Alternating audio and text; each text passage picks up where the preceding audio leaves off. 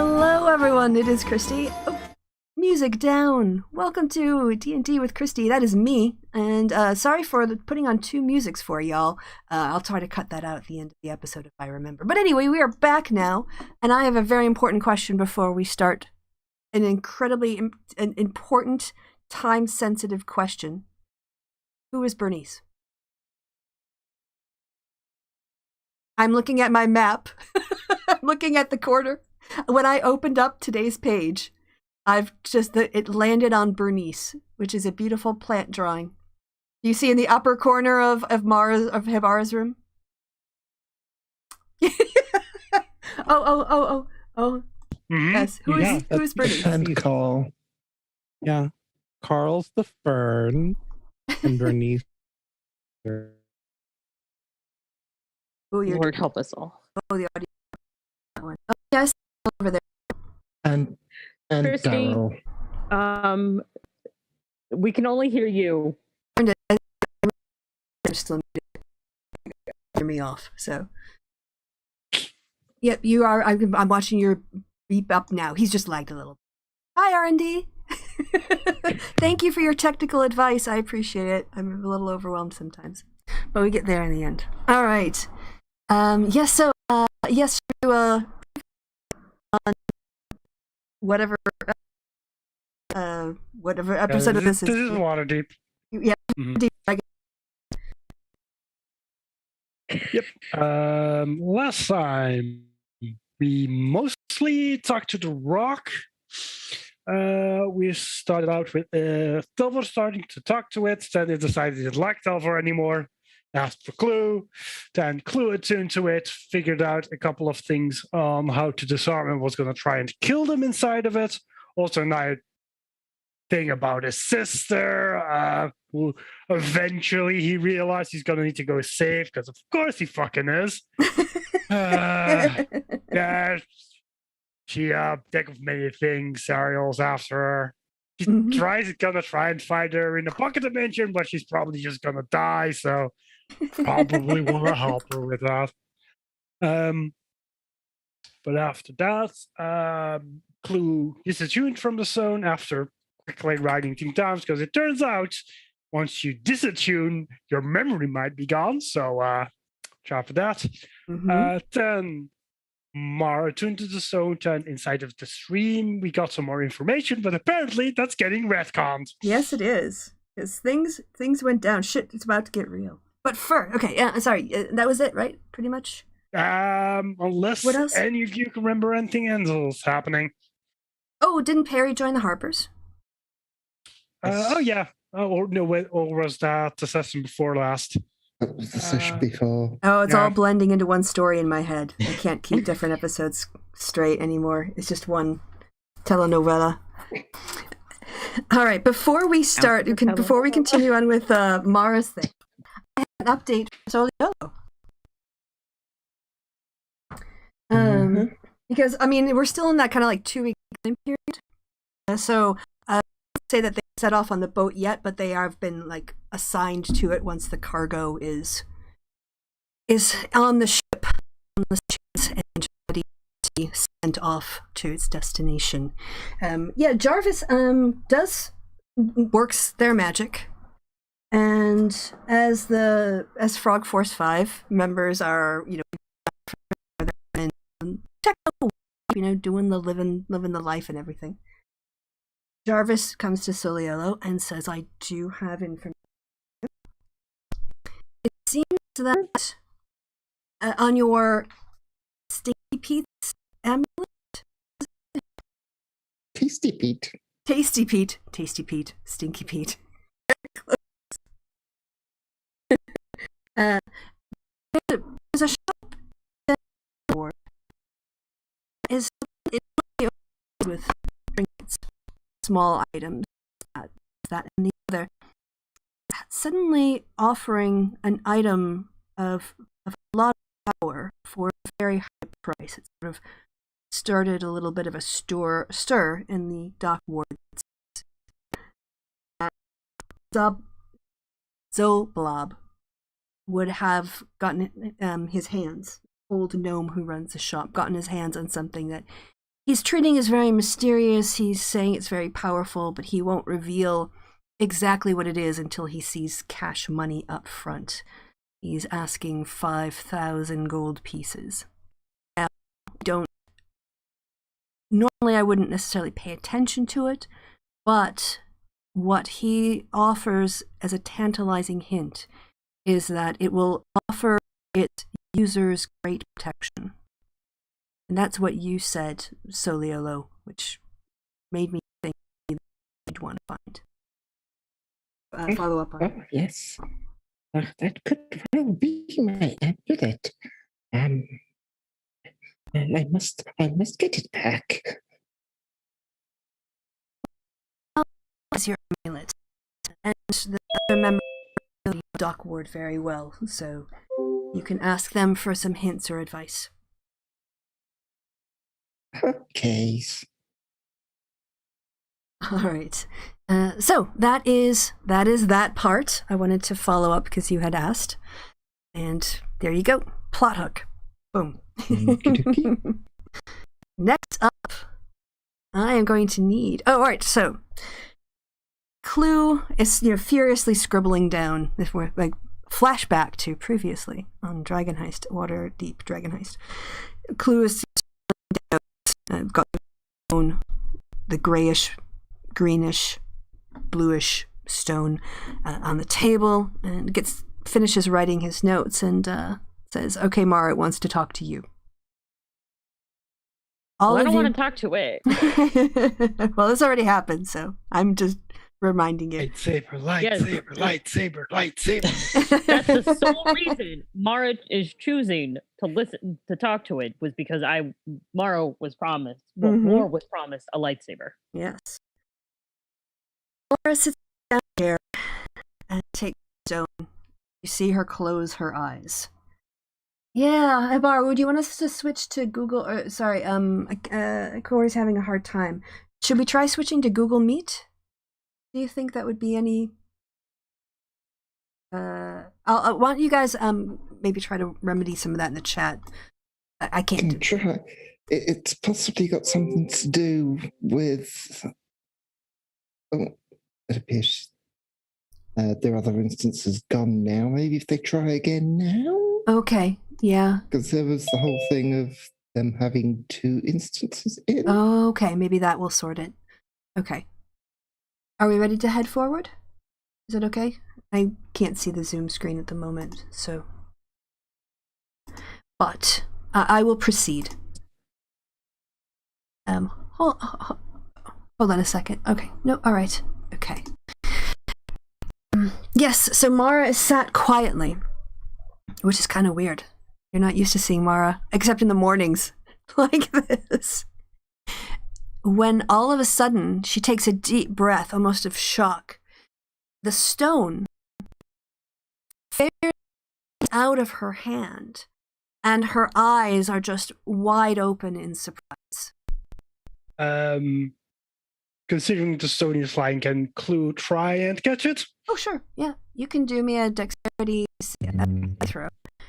And I need a wisdom throw from Mara. Ooh. Oh, yeah. Wouldn't that be? Well, fuck me. So much. Well, I guess you have it now. Oh, and, but that's with advantage too. How do I add it? No. That's it's already showing advantage. You rolled a 12 and a 5. Well, technically a 10 and a 3, but 12 and 5. No, because I have So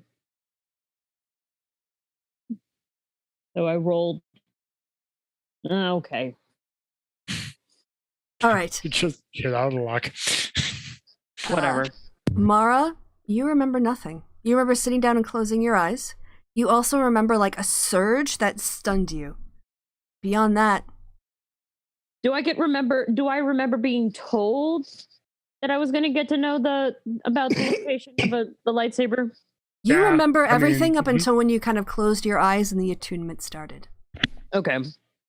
So she remembers getting peppered with dust and then jumped up. Yes. Okay. The bar came and threw dust in your face. Mara, you have anything to say? Because this is not normal. Generally, you get some information and then you pass it on, or you like disatune from it yourself and not have it yeet out of your hands. Oh. You're upset. Glue starts backing away just in case. Give it. What are you gonna do? It didn't tell me where the stone where the lightsaber was. Give it. Okay. Give it back. Glue's just What gonna. do- Mara, you promise you're just gonna try and attune to it again, right? Well, it told me I was gonna get the lightsaber. Give it back. I just need to make sure you're not about to do anything fucking dumb. Why would I do anything fucking dumb? I'm not Because you. you're Give you. it back. You're the one doing the fucking dumb shit. Mara, you're the one who gets emotional and starts getting real upset about things all of a I'm not the sudden. one who got shot by a drow. Give it back. I didn't get shot. Thelvar's the one that got shot. I got stabbed. Remember your details. Doesn't matter. I wasn't the one that nearly got killed by a drow. Give it back. And she's like, Being pointing rude at is her getting hand. you nowhere. Okay? You're the dumb one. Give it back. Nope. Not until you promise you're gonna stay calm. I am calm. Give it back. The only person, You're the only gonna thing. cool down for 15 minutes, and I'm gonna go get a drink. Starts walking out of the room with the rock. The only thing that's gonna get hurt here is you if you don't give it back. Oh, last time we fought, I was the one who got hurt, right? I was holding back. Oh, yes, sure, Mara. Whatever helps you sleep at night. If I kill him, will anyone hold me back? And she looks at everybody else still in the room. Louis like halfway out of the room. Fucking try me, bitch. Weren't you upstairs from the rest of us? Yeah, you were in Yeah, the we're all on the upstairs. second level. Yeah, this is all happening above the tavern floor in the conference room. Except Perry and Friend and Jolly are playing cards across the hall, so you're just hearing them scream at each other, as per usual. I just put Chloe's just everything going on this downstairs for a Fucking drink. stone, you dickweed! Calm down first. Okay. I am calm. The No, only you're not. You're obviously not.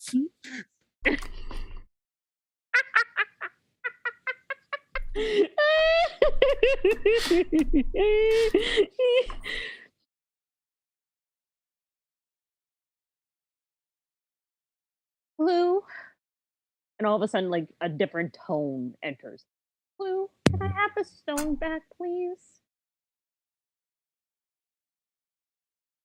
Here, who just like carefully approaches again. Okay. With that Tabara? 20 insight, would Mhm. Tabara note be able to discern the like shift in personality? Yes. Yes. Especially with a It's 20. She's also the only one like clued in, and there's two people in her brain. So I mean, Clue probably would have noticed if he tried to notice, but he definitely isn't. He's like, okay, you seem calm. Just tune to it and tell us what it tells you, okay? He's like carefully and like gingerly puts it back into her hands. And before she attunes to it, you just please tell me where the lightsaber is and the dragons are, and no more hurting me because that really hurt. And I don't like being hurt. Please. Tabara's going to cover you extra hard in dust, I'm actually here with that. like Clue twice the is, dust. actually just gonna cast bless. So that's an extra D4 on your saves. Awesome. Mara now Mara, emphasis on Mara, closes her eyes. Also, if for some reason Clue or Hibara need to make saves, get a +4 D4 as well. Yes, each can hit 3 things, just how it works. All right. I'm gonna test something first. You just hear a scratch. Mark hears a scratch. Give me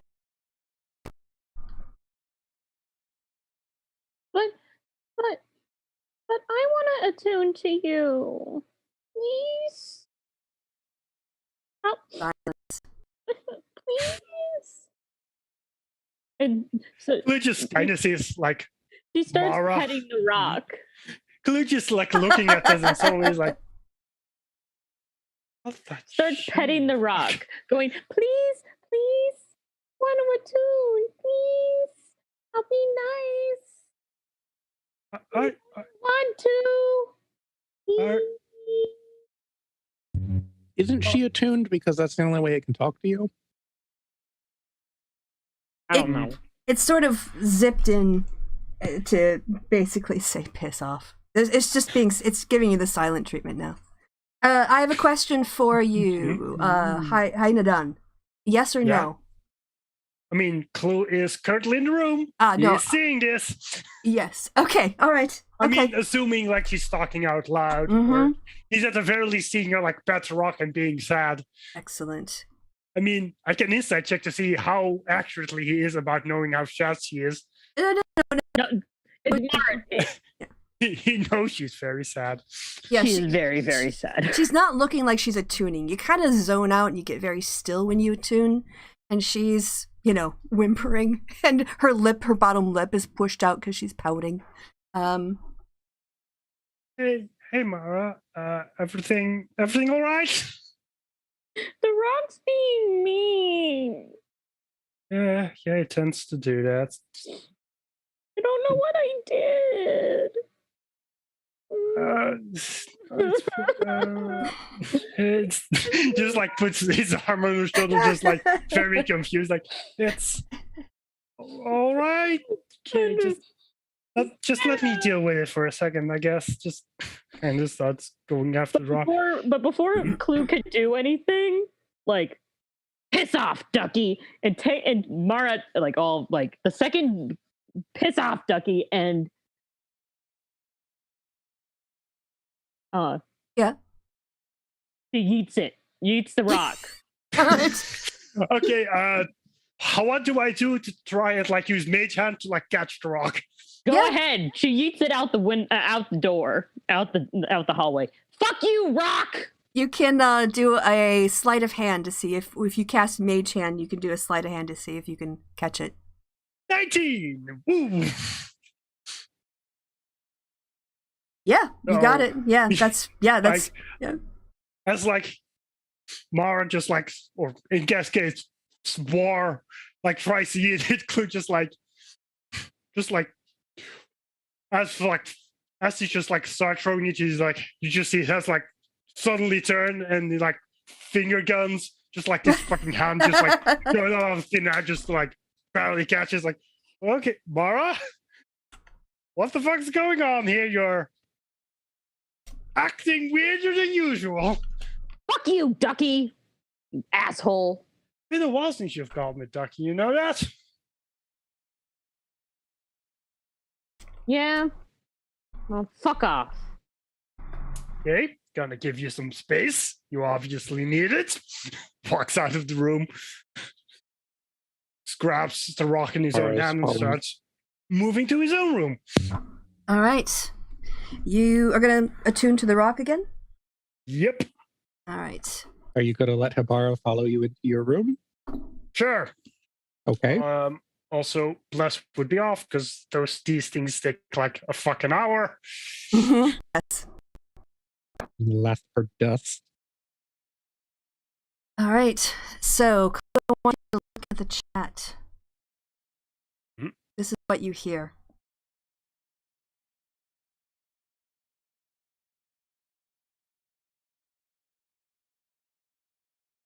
Okay.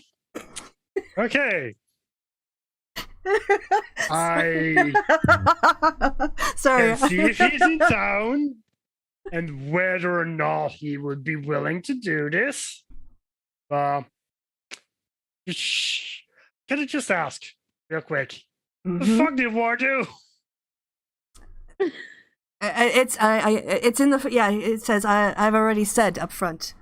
You want to know the particulars? I just want to know what I can rub in her face, really. All right. Hold on. I'll just give you a summary. This isn't what the stone says.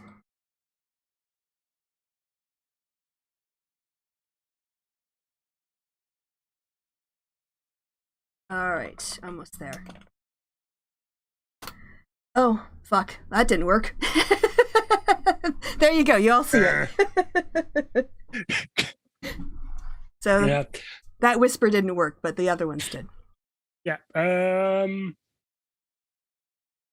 So she's just gonna. Okay. I'm gonna try and see if me. Are you okay with me disattuning while I'm setting this up? Yes. Yes. It's pretty blasé at this point. Gonna just quickly write down what he has to do, just so he doesn't forget. And then he's gonna disattune. All right, give me your wisdom saving throw. With advantage. Oh, advantage Okay, roll fine. again. Yay! That time you made it. Yep. That helped. The glue is gonna go downstairs, grab a beer, and just assume, is there anybody else? Well, Perry's downstairs, I think. Yeah, Thelvar will be downstairs. Yeah. Just See, got the you- whole crowd in the corner playing cards. Sees you come through. Mm-hmm. So, how did it go? Wow. For me, it went pretty well. So Mara fucked up. No So- surprise there then. Now we're gonna need to get her boyfriend before we know where the fuck we need to go. So Ibarra leaves. Boyfriend? the pirate, the one she's not so subtly making moves on. Oh, you. Yes, yes. Since Nez is in the corner, Nez is just going to be confused.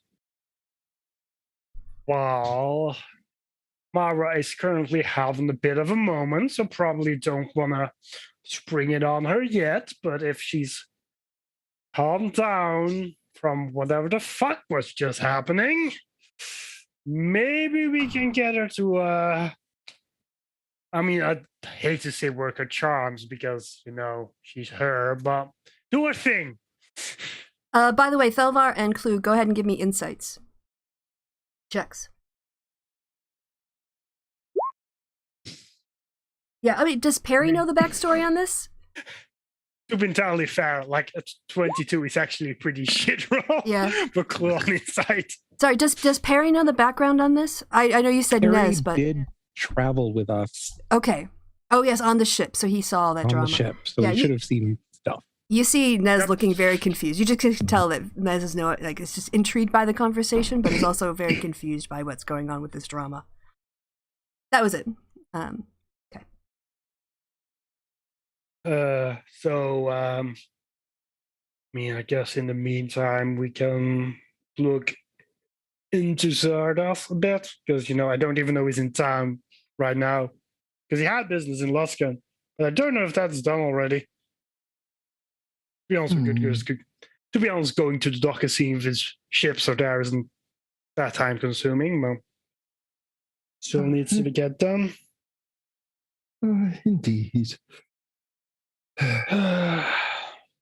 Shall I get Jarvis to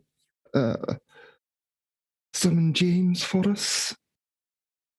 How late is it right now? I know where Mehebar is going, by the way. I know where you're going. Just FYI. Mm-hmm. Are you sure? Mm-hmm. Okay. Okay. But sorry. You guys were talking about getting James. Yeah. Yep. I mean, how late is it? About now? Let's call it like 6 o'clock in the evening. Yeah, I think that's more than enough time to go down to the dock or just see if Zardoz, so ships are there to begin with. But first you have to tell Mara. Oh no! I mean, so not yet. It's mostly about confirming whether or not Yeah. this is somebody we could be This is tracking more just down. a scouting mission. so if they're leaving Mara, so does a 6 So no one's paying attention tomorrow, right? Well, what happened to Mara after Clue took the stone and went to a different room? What would Mara do? Oh, Mara is pouting in the conference room. Okay. And that 6 is her trying to sneak into Clue's room to see if the stone's still there. So you hear Well, being footsteps. that Clue's not in the room, then Mhm. I mean, yeah. as if she was doing this in like earshot of Clue, I do have a passive perception of 21. So Yeah, but you're downstairs. I'm upstairs. yeah, but at that point, that stealth doesn't really Oh, matter. are now, you does going it? in? Okay, so are You you? should just move rooms, and I wouldn't fucking notice. I'm So just making sure. the room is empty when you get there, and you All right. can hear now. Mara- Yeah. It's Or- very messy, but there's no apparent rock. Huh? I can't. It's very messy, but there's no apparent rock. No apparent rock. Yeah, nothing. The rock isn't like I set out mean, on a table anywhere. Yeah, you have a There's look a lot around. of but- clothes, so it could be on things, but it would be weird at this point. Yeah, his dirty clothes are all over the floor. If you want to touch them, I'm not afraid. used underwear. Mara steals a couple pairs of underwear. Okay, you now have dirty underwear. Clue's underwear. Um, You don't know that, Clue. does Mara have anything she needs to talk Clue here, or No, you're just going to be missing underwear now. Okay, you can put 3 pairs of dirty underwear, Clue's dirty underwear, in your inventory. Awesome. I'm just going to forget that they're there. That's why you write them down and put them Oh in no, your I'm inventory. going to legit forget, and then Clue's going to be like, "Where's my underwear?" I mean, I don't think Clue keeps that much track of the amount of underwear he has. There's nothing else. My 13 gives me nothing else. There's nothing else of any interesting note in his room other than dirty, sticky skivvies. I mean, what would be in his room? Not much, really. Most of his stuff that actually matters, he keeps on him. So okay, cool. So he has the rock on him. All right, cool. What would he have in his room? I don't know, but I'm kind of surprised that he kept the rock. Yeah, why would he just he was attuning to it and just popped it in his pocket? I don't know. Okay, so Mara moves on. Mara moves back to her pouting in the conference room. okay. Should we pause quickly? Sorry. Were you guys gonna have you're gonna have Jarvis arrange for who's gonna be going down to the docks then? Who is coming on this mission? Close Thelvar. It's just seeing if ships are there. Not much is going to happen. Okay. Hebara, you left. Did you go upstairs? Did you leave the tavern? Oh no, she left the tavern. Yes. So where is she heading? Couple buildings down to the armory, metalworkers. Oh, okay. Yeah, AV and Embrick? Yep. Okay. It's 6 o'clock in the evening, so the shop is closed, but there's lights on in the second level, which is where they reside above their shop. There's also a side entrance up some stairs if you wanted to go knock on their door to their house. Is there a window open? No, because it's very cold out. It's getting on winter now, so We'll all just the knock windows on are the door. closed. We'll just go upstairs and knock on the door. All right. Yeah, in this case, it's Embrick who opens it and sees you and says, "Hello, Hebara." She says, "Hello again. Hey, I was wondering if I could have, the metal filings and shavings that you usually just throw away or melt down into scrap and whatever.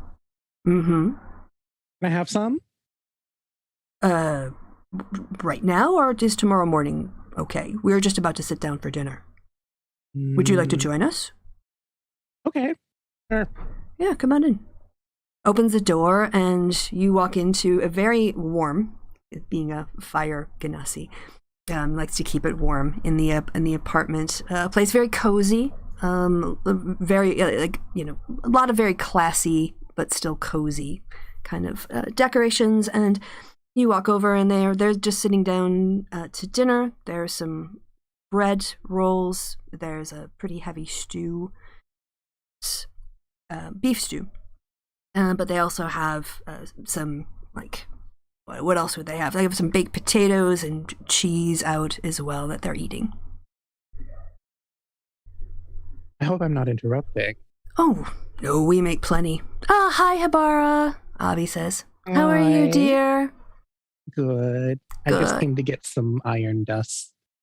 Oh, okay. I know y'all just have that everywhere, what with swords and the axes and all the other stuff you do. Yeah, we sweep them up and we keep them, and occasionally we'll reuse them. But yeah, you're gonna have dinner with us, so we can go down afterwards and just open up the shop and see what was left over from today. Perfect. Yeah, I think I was working on some shields. Embrick says, and those oftentimes, with the angles and things, there's quite a lot of shavings you have to do. So I think I've got a pretty good stash for you if you want. Awesome. Yeah, so they offer you a bowl and a plate and invite you to kind of help yourself. You can they've got also baked beans they offer you to put on top of the baked potatoes that they have. There's also some sour cream that they've got if you want. Or they're not sure if you eat meat or not, so they're like She making does sure. not.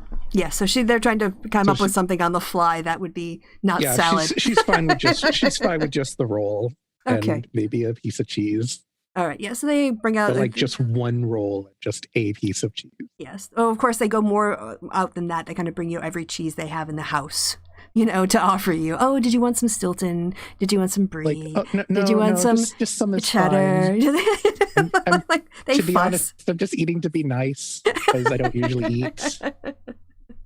So yes, Got you a get good system. one roll and a little piece of they give you some Brie. You can have with it, and they also managed to find some dried fruit. So it's sort of a little bit of sweet, a little bit of creamy, and then some bread, just to give you some option, distinct flavors and textures. Yeah, and then after dinner, it's Embrick who stays. Avi's gonna do the dishes. Says goodbye, offers to give you like a little hug. Oh, she says, here, let me help you with that. Okay. Whoosh. The dishes are clean now. Oh, prestidigitation. Oh. Yep. Avi is really happy now. He's like, oh, you should come over to dinner more often, Mara. I'm going to put my feet up by the fire and read my book. Embrick takes you downstairs and opens up the shop for you. It's darkened, and, he turns on some lights and takes you into the back where a lot of the metalworking is done. And sure enough, there's a bucket that has a bunch of shavings, twisted bits of small, curly bits of metal and whatnot that is left over from the day's work. She takes out the finer, dustier bits, just puts it in a bag. Okay. And, is there anything else I can do for you, Mara? Says Embrick. Nope, that's all I needed. All right, well, good to see you stay warm. It's getting cold out there. Don't really like these winters. I'm surprised it bothers you. It doesn't really bother me. Yes, well, I like my temperature's warm. I'm trying to convince Avi to retire with me down to Chult. I don't know where that is. It's in the south. Jungle, warm all the time. Very nice. Anyway, you take care. Thank you. Yes. You too. Yeah, he sees you out and locks the shop up as you head back. I take it over to the tavern? Yep. All right. So you've done that. I'm sorry, Mara and Perry. I don't know, Perry, I feel like I should check in. What is Perry doing during all of this? Still playing cards for the gang. All right. I have to ask, did you really know that that's where Hibara was going? No, I thought you were going Okay, somewhere good. else. Okay, good. Just making sure I'm keeping you on your toes. Yeah, it says. I thought I knew, but no, I was wrong. All right. Yeah, Jarvis is able to, get Parker. Parker doesn't live too far away. He's in the North Ward as well. They get the carriage ready, and it's actually now getting to be quite cold, especially at night, and now the sun's gone down for a couple hours, and you're requiring heavier jackets and thinking about maybe getting some gloves as well, because your hands in the back of the carriage is not heated. It's out of the wind, but it takes a little while to warm up just by sitting there inside. But you make your way down from Troll Skull Alley down to the Duck Ward. So, yes, I don't think we need to go on the maps or anything, but is the idea here that you're just going to walk along and check the various docks and look out on the harbor? Mm-hmm. Just check if Sordus's ships are there. All right. First, roll me a D100.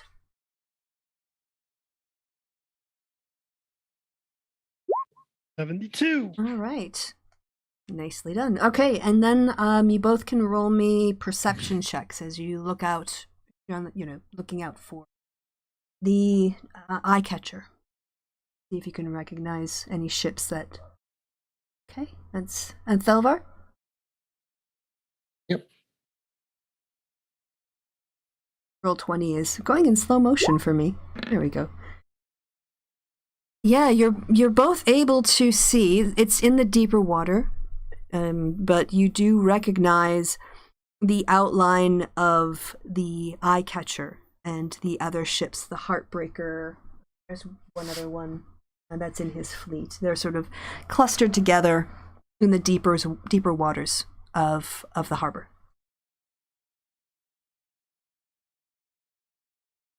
Well, at least we know he's in the city currently. Maybe we should get Jarvis to send off a paper bird, asking him to come to the old haunt. We can do that, but we need Mara on board before we try anything. True. Fortunately, he's the best leverage. Mm-hmm. So why exactly do we need Zardos? Because Rock only wants to tell us more about where to find the dragons after Zardos is doing so it. Because he apparently wants to know his secrets. So chances are we're gonna need Mara just to smooth talk him, or we're gonna need to give him a fuck ton of those dragons. Indeed. I mean, I could charm person him, but he's not the kind of person who you want to fall out of that to deal with. Oh, very much so. And here I was thinking that we were nearing the end of this ordeal. The end of one ordeal is just the beginning of another, my friend. This ride never fucking stops. Indeed, my friend. Indeed. Well, guess we just need to convince Mara to actually get us out of this mess when we get home. That'll be fun. Indeed. Are you in a rush to get back, or would you like to go have a drink at the yawning portal? I mean, don't mind getting a drink there. Get to see Yarger again. To be honest, I think I saw her like 2 days ago, but at the same time, I've heard. Indeed, with what that rock's put us through, I think we could do with some time to unwind away from the others. Maybe if we're lucky, we can see somebody go down the hole. See how long it takes before we hear screams. Indeed, that would be much fun. You both bundle into the carriage, clip-clop your way over from the dock ward northwest, I guess, to where the yawning portal is, closer on the border of whatever other ward that is. I don't have the map up. But yeah, it's by the time you've come down from Troll Skull Alley to the dock ward, looked around and gone over to the yawning portal, it's gone almost to 8 o'clock in the evening now. And it's going, there's a lot of people around. You walk in. Yeah, can we invite James, our traveling, with us? Oh yes, he'll Otherwise, happily he's come just in. going to be out in the cold. Yeah, he appreciates that very much. He's very happy, and in fact, he's so happy he offers to buy the first round. So as you So, yeah, park up, walk in, say hello to our friendly neighborhood horse. yes, yeah, kind of gives you the nod, the Waterdeep nod. Hey, how you doing? Yeah, you all walk in. Parker makes his way over. Durndon is behind the bar as usual. The bar is, this stuff is going like it's a normal night, but there's something weird. You notice above the portal of the yawning portal is a sign saying, like danger. Like this opening is temporarily closed. So there's nobody going down the portal. This isn't a sign that was up the last time you were there. That's mildly disappointing. I wonder what's going on. Yeah, should probably ask about that, but... You see, coming down from the floor where Davil likes to do his business, Yagra, and as she kind of, makes her way down, she sees you in the bar and she sort of like throws up a hand in greeting, as she's still quite far away across the bar. It just returns the gesture. Yeah. At this point, James comes back. He's got 3 pints he's holding in his 2 hands and says, "All right, where are we sitting?" Clue's gonna look for a table kind of close to the one where Yakra normally sits. Yes. She makes her way over, greets you, Thelvar, introduces herself to James, and gives you like a big smile and a big hug, Clue. Yeah. Okay, there we go. Oh, here you go. How you all doing? Good to see you again, she says. Good evening, Yagra. Hey, Thelvar. Everything going smoothly with your colleagues? Yes, things are going well. Old Clue here solved some problems for us. Real problem solver. Appreciate that. Kind of claps you on the shoulder. Yeah, but there's some drama here at the portal. Yes, we noticed the sign. Yeah, Durndon's closed it down because, I don't know, there's some politics happening in Undermountain. And we had somebody who went down and like a day later immediately returned. I mean, it's not unusual for people to just decide, actually, they've made a terrible mistake. But this one was the only one left and said that his party had been attacked, thought by vampires? That were basically creating a toll system down at the bottom of the entrance, trying to muscle in. So at the moment, he's trying to figure out how to get some people together to go clear that out. Till then... Not very sporting. Well, we need to go down there anyway. Guess we'll deal with the fucking toll vampires as well. Hey, Waterdeep. There's always something going on. Fair enough. Say that again. Always something that's on fucking fire. So a tiefling woman comes over, has a pint for Yagra, sort of hands it to her, and they kind of exchange a smile and a little bit of a wink, and then the tiefling woman walks on, and Yagra looks at you again.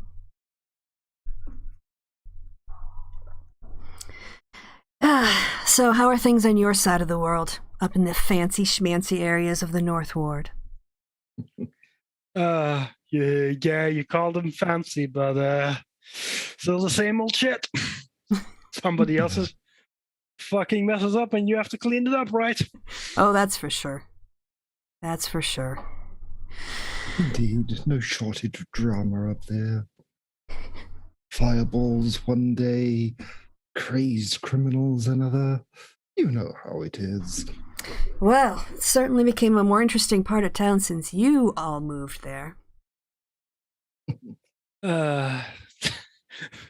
Yeah, I found a real bunch of weirdos, haven't I? Well, she looks around the yawning portal. Well, it's kind of where we belong, isn't it? Nah, fair enough. Well, I'm going to get back to my date. But it was good to see you. You two have fun now. Oh, thanks. Just like the Don't do third anything date. I wouldn't do. She's like, Well, oh, that let me doesn't check. That's involve my much. list. Yeah, there's nothing on that list, Clue, she says as she gets up and pats you on the shoulder. You know me. Yeah, so you see her go to the back of the tavern and she settles in this very small table that has a lit candle over it, and she joins her, the tiefling woman, and they look pretty into each other. Aww. Hope this one lasts. They do make a cute couple, though. Yeah, they do. James has sort of been kind of, he's been kind of quiet and just taking it all in. You see, he's like really looking around and taking in the architecture and taking in the bar, and he's like, I've never actually been in here before. It's pretty cool. Really? Yes, it's got a certain charm to it. Right, so the three of you enjoy your drinks. Nothing else really exciting happens, but you do get a bit merry. And James jokes that he's glad the horses know the way back you to were right the first time. Parker. It was Parker. Okay, Parker jokes he's glad that the horse kind of remembers the way back to the Troll Skull Alley at this point, because he's not entirely sure he should have had that third beer.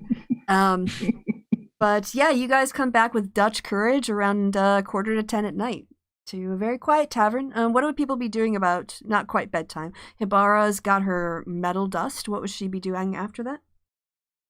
Oh, she's waiting in the bar Okay. for Clue to Downstairs. come back with the stone. Okay. Dramatically Oh, swiveling no. on the chair. Yes. I was going to ask, do the bar chair swivel? Because if that is true, then she's going around in circles. You are swiveling then. But also, if Jarvis was like, so you gonna just stay? Do you want me to leave the lights on? You'd be like, no, I have dark vision. It's fine. Turn off the lights. It's good. They're all playing Mara is cards. sitting- They've been trying to get Hibara to join them. Are they still playing cards? Yeah. It's Yeah, been like 2 That's for hours. Yeah, they're just, I mean, they shooting the really shit. enjoy cards. I mean, Yeah, they're kind of trading stories. They're also like teaching friend dirty words, and various rude gestures, and when it's appropriate to use them and when it's not. So yeah, it's they're taking breaks in between hands. And what is Mara? So, I mean, I'm sorry. Mara is hanging out with Hibara, enjoying the swivel. Okay, she's gone to her happy place. She's just swiveling on the bar stools. Oh no, there is no such thing as a happy place right now until she gets the fucking stone back so she can eat it again. Or I mean, I just imagine Kulu just like opening this door, Yep. just like talking with Thelvar, and just suddenly seeing like both Mara and the bar just dramatically turning around in their chair, Yep. closes the door again, going for a walk. Good idea. What they can't see is that Liff is actually hovering above them, and he has like one finger over each of their heads, like they look like a top. I love it so much. Apparently they had a camera. Oh. Yeah, so downstairs is a swiveling, upstairs is teaching friend dirty words. That's upstairs. I mean- Nobody's the right table. Thelvar is going. Thelvar is just like standing outside. Eventually, we're gonna have to get in, but I do technically have the back way, like climb up to my room and just go in through there if you want. Thelvar? Yes. Good idea. I mean, Right, so the- Hibara does have dark vision, so she probably did saw Clue like open the door and close the door again. But I That don't know if she Definitely like did. did she respond to that? Well, she's being polite. She's waiting for him to come back in. That case, he's just gonna climb up and enter to his room. Perry, give me a perception check. What's your passive perception? 14. Okay. Thelvar and Clue, are you trying to be stealthy? Vaguely, yeah. All right. So go ahead. Each of you give me a stealth roll as you climb up the stairs to get into Clue's. Thelvar? Yeah, 1 moment. Oh yeah, sorry. Yeah, you're on a different part of the sheet. That's fair. Not so much that I accidentally closed the window. Oh no! Well, Perry's hearing Clue no matter what what noise you make. I mean, he's a bit drunk. He's not on the top of his game. Yes. It happens. Yeah, you're hearing noises now coming from the outside of your house, your tavern, your house, where Clue's bedroom is. And there's nobody upstairs with you, Perry. Query. Would Hibara, with her passive 17, hear the ruckus in the back alley? I'm gonna have you roll with disadvantage. No, actually, 17. I'm gonna need you to roll because she is looking for him. Right, but you're looking for him to come through the front door, and he's going into the second level, which is above you, because you're on the ground floor. So it would be whether you hear a noise that you would recognize, like that's outside and a level above you. Just do a roll. You do hear Clue, you don't hear Thelvar. So you hear some kind of rattling on the side of the house, but it's very faint. So Harry's going to excuse himself from the table to go investigate. Okay, yeah. As you go over, how do you go? How do you just like walk over? Do you like sneak up? What do you do? Oh, Perry will sneak. All right, give me He's your heard stealth. tales of the place being attacked while they're away. That's true. Go ahead and give me a stealth check.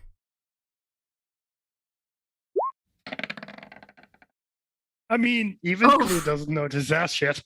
No, you are like a shadow. You are like the night itself as you slink your way down the hallway. And you don't hear Perry at all. Well, that was more for like what's in the front alley. But there's no Clue in the front alley, so nope. There, yep. And Perry, as you basically see Clue, he's acting very strange because you know he's quite a what's the word I'm looking for? Like, he's not clumsy. He's very agile, when he wants to be. And he can't do a basic thing. Like, he's just pawing, basically, at his window. And then he's, like, he's getting, like, giggling about it. He's, like, trying to whisper to Thelvar, but he's not whispering. He's doing drunk whispers. Thelvar! I can get the window open. He's sort of in that sort of state. So you just see him. You just won't what is bad for me. Yeah. Thelvar, get over here. The lock is more difficult than I remember. So, You're supposed to put it in, right? I'm imagining Perry's going The lock is more difficult. noticing this going on and just initiated telepathic communication of what the fuck are you doing? Which is like I'm not gonna just have an idea. I'm not gonna use the key. I'm just gonna lockpick it. Just give me a second, don't mind. Perry open it from the inside. Does Mara hear all the shenanigans that are going on now? Yeah, because you can hear Clue, but you can't hear Perry. Okay. And So Clue. Mara goes. And Perry's using telepathic communication because Perry's got psychic powers. Yes. So you're gonna. He's just now revealing this to Clue. Clue. Are you in my head right now?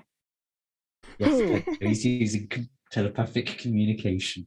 Who's So that? then they just Psychic like whispers. just like staring dead at his eyes and just like, can you hear me? And just like seeing if he like reacts to him thinking that. Perry nods. Perry goes, yes. Oh, fucking sweet. Just making you do that shit.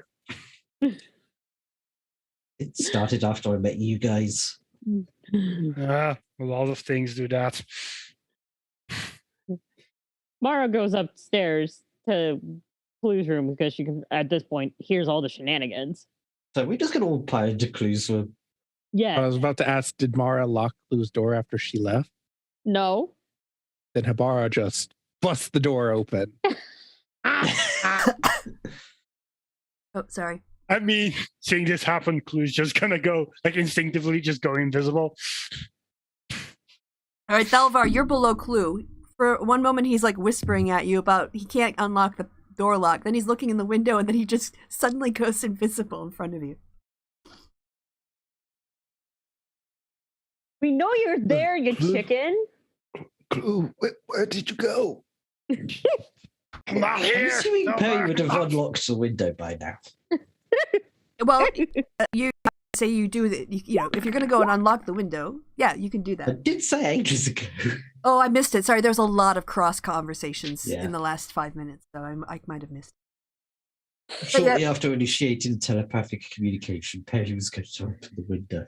Okay, yeah, Mara, you and Hibara both see Perry cross the room, and he opens up the window, and there's nothing behind it. It's just an empty space. Well, is Perry still being stealthy when he's doing this? I take it not if he's crossing the room and opening the window. I mean, there's already other people in the room at this point, so Yeah, it doesn't matter much. you're all in the same room. And since Clue, he's just opening the window and thinking, "This is fucking weird. What's the story?" Okay, then at exactly the moment, right before he opens the window, is when Ibarra busts open the door. Okay, all right. All right, so Perry opens the window, Clue turns invisible. This is going to need a good story. Yeah, we got an invisible Clue. We got Thelvar on the fire escape. You got Hibara pushing into the room with Mara right behind her, and Perry opening a window to an empty night.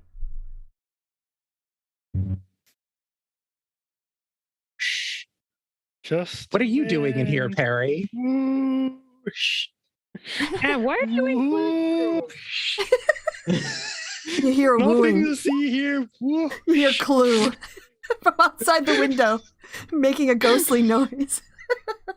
You all hear it. You all hear it. So I'm this door, guessing so the outside someone's door is drunk. locked. Talk. First, and then Wait, which way are we going? So I was thinking this window. You for some then reason. Corey. No, here's the. Oh, I guess you weren't here for the planning.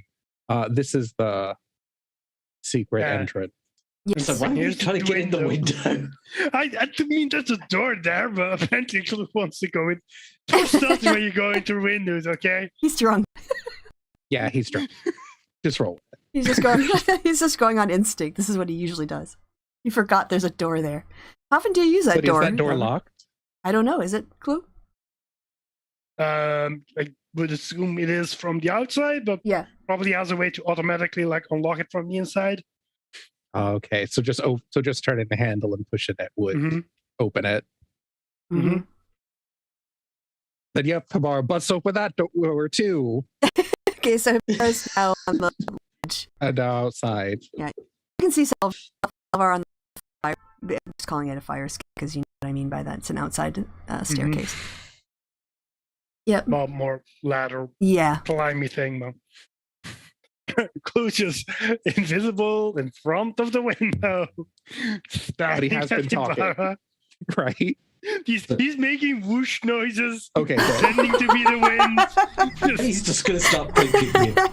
Okay, just making sure that was canon. Okay. So I don't even Yeah. know why I bothered to prepare an encounter for this session. No, I'm joking. I'm joking. So Hibara Mara just looks around and is like, I know you're here, Clue. I can hear you. No, I'm not. And he starts. The wind poking doesn't where talk Clue like was. that. Hibara, you got a 15? You can smell booze. Here, now that Just he's like- talking, you can smell booze coming from Just the like, edge. Clue, where did you, what's with the stone? I have it. It's up. Yeah, I think he starts patting himself down to see if he can find a stone. Yep, you I find it. mean, yeah. So, yeah, I still have it. No worries. We'll deal with it. We'll deal with it tomorrow So everything's- morning. Okay. And then she leaves. Alright. Mara walks to where Hibara was. Stone, gimme now. Gimme. No. No. Gimme. Clue's still invisible at this point. Yeah. It lasts an A hour. minute. Oh, an hour. Okay. Yeah. That's So, great Mara's invisibility. well aware she's talking Okay. to air, but she figures that if Habaro was talking to the same air, that she's talking to the right air. Gimme. Well, Habar did say clue is there. Yes. Gimme. He's No. just going to grab invisible clue and pull him inside. I mean, I guess that would be athletics with disadvantage because you're trying to grapple something invisible. Yeah, unless you have true You're not sight. helping. I want the stone. Give me the stone. I mean, I would say Clue has disadvantage on his acrobatics because Yeah, he's we've drunk. established he's drunk. How the hell is your disadvantage? Yay! Just on pure size alone, yeah. Just Mm. squeeze past you. Clue away! He just tries to what he thinks is gracefully jump off the balcony. Do not know if that's actually how he's gonna go down. You're gonna Oh, so jump. he leapt off the balcony. Okay, give He me an leapt back down, Yep. not in. Down. I mean, Mara's there. He needs to get out. All right, do me Well, another. Mara's on the balcony. Well, Yeah. no. He's on yeah. the balcony, yeah. so now he's jumping off the balcony back into the street. All right, give me an Okay, acrobatics just check. making At disadvantage because you're drunk. Whoa! Drunken You're- mastery! Yeah, well, the thing is, you're so drunk that when you land, you don't tense your muscles, you relax, and so you land perfectly. You stick the landing. It's suddenly just from like below on the street, something I go like, whoa! I was going wait to a say, second. is Perry roll perception to see if he hears it, but then since Clue goes woo. Whoa. Is it- Did he just jump off the balcony? No, I didn't. You can hear from the ground at the street level. Did he steal something from you? I think he's avoiding you. He has I'm always avoiding. She's, Yeah. Look, if I'm drunk right now. If we fight, I might actually lose. I'm not gonna hurt you, you motherfucker. I want Yeah, the stone. like I trust you. I'm going back to my card game. Okay. Perry's like, fuck this shit. I'm going back to my game. What if I swear on Gorko that I won't hurt you? Will you What give are we me gonna the stone? What are we gonna do with the stone? Nothing. I might throw it across the room again, but that's about it. You have mage hand. You could save the stone. I'm gonna inside check that to see if she's telling the truth. I know fuck up. Well, that was That investigation. was investigation. I mean, that would have been a 10 if it was inside, but Okay. he still does no shit. Yeah. But you're a party member. I should trust you. Well, can you come downstairs? Because I don't trust myself to get back up there, to be honest. I'll meet you in the bar. Bar. There's a door here, I'm pretty sure. Yes. Somewhere near here. There's a door. At this point, Give me a Thelvar, second. Thelvar's sitting on the stairs, like smoking a cigarette, watching all this happen. You guys also still have to convince Mara to use her sexuality as a weapon. Yeah, that's the conversation Cool didn't want to have tonight. So, doing what Mara wants you to do might be ideal. All right, not Cool is too much not metagaming. Very good on thinkies right now, okay? All right, so does Mara go ahead back down to the bar? Yes. Thelvar, which way would you like to go? Up the stairs, or do you want to head Down. down? We'll follow everyone else. Okay, you're gonna go up. Everyone else is and going two down? different directions. Yeah, Clue just jumped. Is Clue still? Are you still invisible? Oh yeah, he's not thinking about turning that off. Okay. He's just invisible right now. All right. So Thelvar, are you gonna go down to the street level and go around, or are you gonna go up to the second level and go into the building? We'll go up the second level and into the building. Okay. So who is gonna go downstairs in the tavern? Jarvis is. Mara. Okay, Mara's there. You hear Mara, swearing as she heads past the door, and you can hear her go downstairs. Perry, Jolly's like, And Nez is going to go downstairs to get some more drinks. yeah, Jolly's going to go downstairs to get more drinks too. Actually, Jarvis, they're like, I go downstairs to get more drinks. Oh, like, yeah, I'm gonna have this drama or pretend like we're just happy. So, yeah, they all like decided. They all come down and they go behind the bar. Mara looks at them and goes, I'm not a fool, but I'm totally down for you guys watching the tea as it happens. Come. Jarvis is like, just nods. And she's like marching like she has like a crew of people behind her.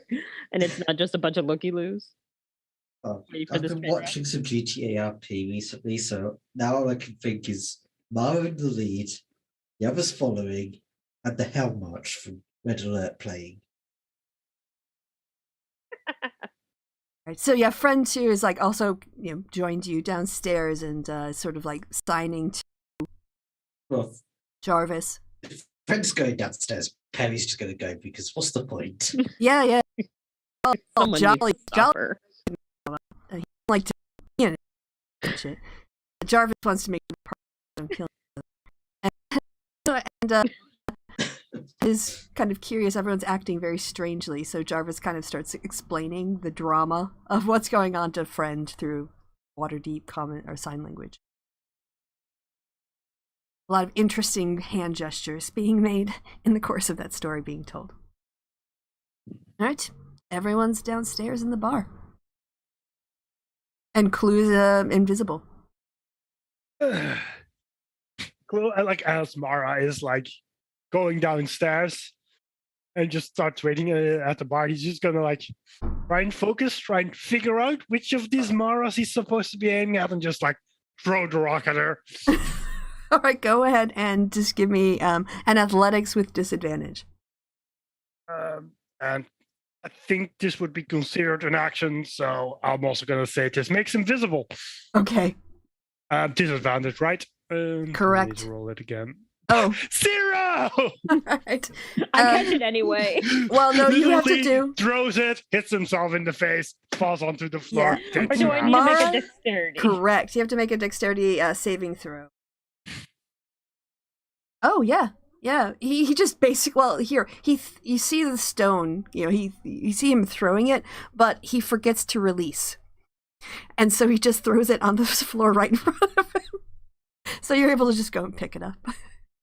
He's just like looking at the ground. Today's not my day. Just like lays down next to the fire, just like, I think I'm gonna stay here. Yep. Nez is just going, I thought tieflings were elegant until just now. Fuck you! I'll fight you if you want me to. Come on.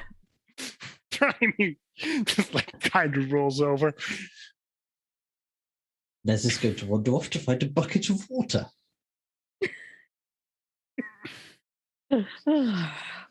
Mara looks at the stone. Mara, not War. Yeah. Mr. Stone, are you in tune to me now, please? I'll keep War at bay. I know she's mean, and sometimes she can get cranky. I mean, sometimes she yells at me a lot, and she takes over my body, and that's not fun. No, shush! I'm trying to convince the stone to be in tune with me. Stop it. I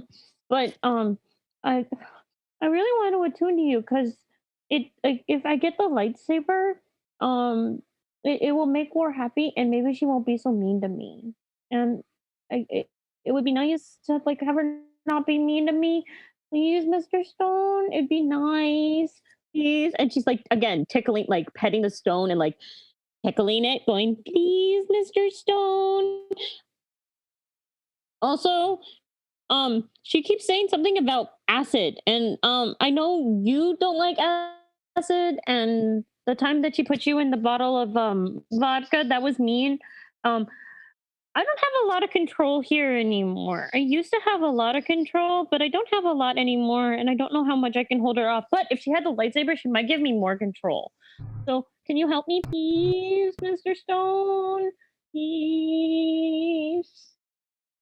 And like, I know the stone doesn't have eyes, but she is giving like the biggest puppy dog eyes that she can physically possibly Doesn't the stone have muster. 3 eyes? It's got a like 3 stone. bumps on it. But they look like eyes. They're-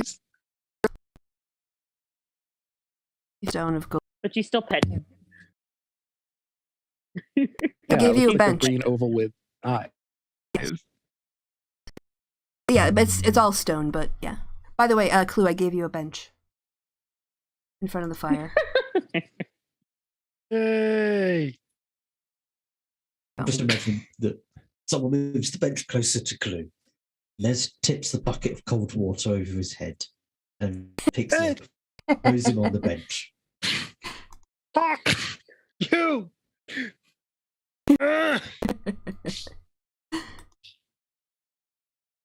You're a little more awake now. You're drunk and awake.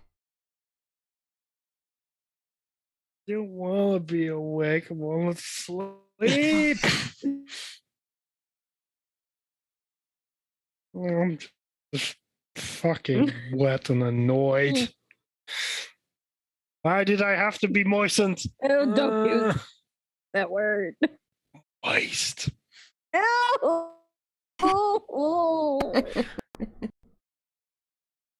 Oh, that's a horrible word. Waste. Stop.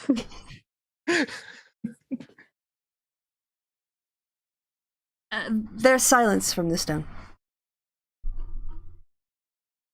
I mean, you're talking to it. You're not trying to attune to it.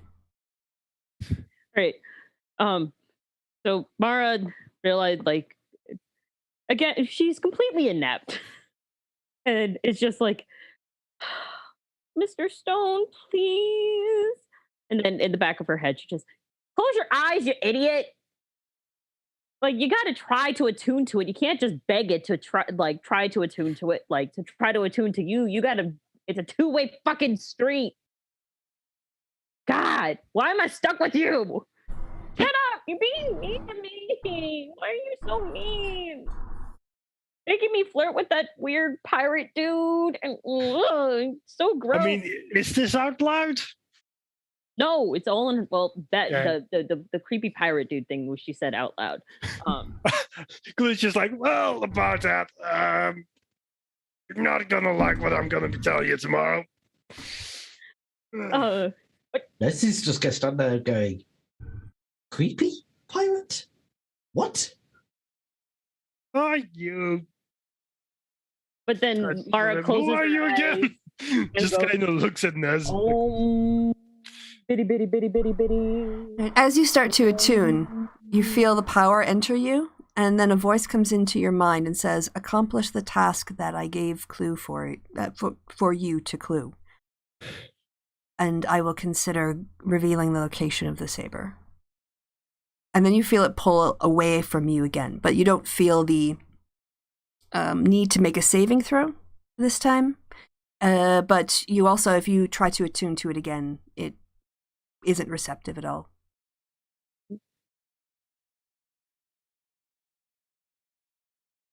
All right. Well, you heard that, right? No, it happened in your head. I know. Oh. Mara's talking to War. Okay. You heard that, right? Yeah. Yes. So we have to do whatever War asks, or whatever Clue asks. Yep. Even if we don't like it. Yep. So if we have to fight a gremlin, and you have to get bloody, and you don't want to get bloody, yes, I have to fight the gremlin. And if it's a cute gremlin, we have to fight the gremlin. We don't adopt the gremlin. Yes, we don't adopt the gremlin. All right.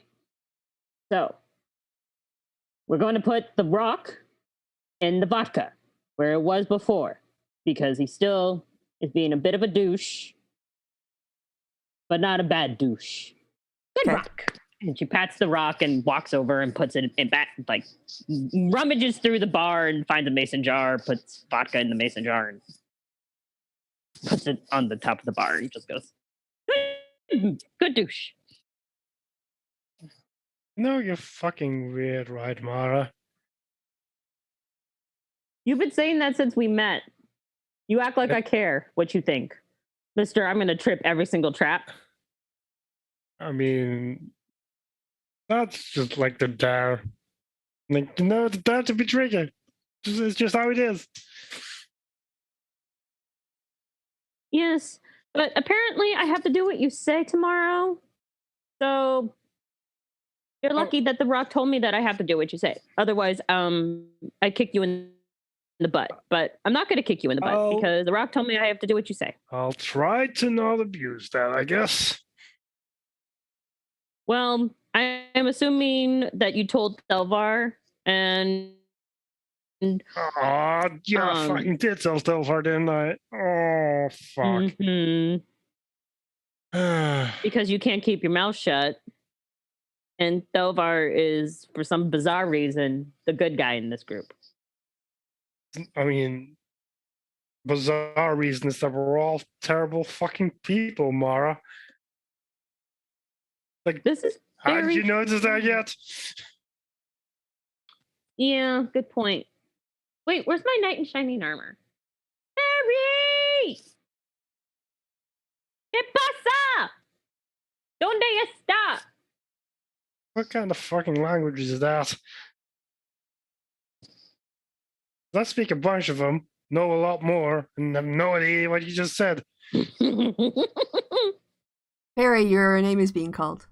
What do you do? Harry's got away from his corner. Harry, Is everything all right, Mara? you're a good guy, right? I've tried to be. All right, good. Boo! Shut up.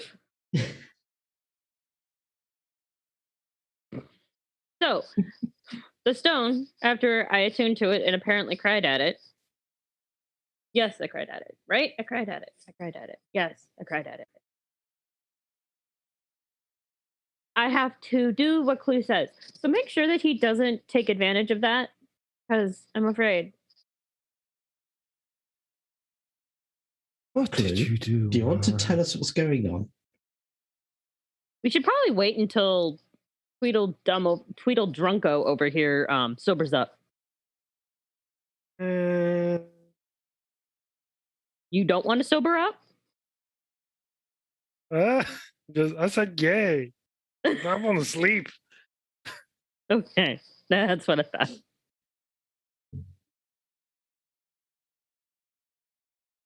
Night. All right, so Blacks the fuck out. the Clue just lays down on the bench. He goes to sleep. And he's dead. Wait, Immediately. does Clue have his shoes on? Yes, he does. Yes! Oh, how asleep is Clue?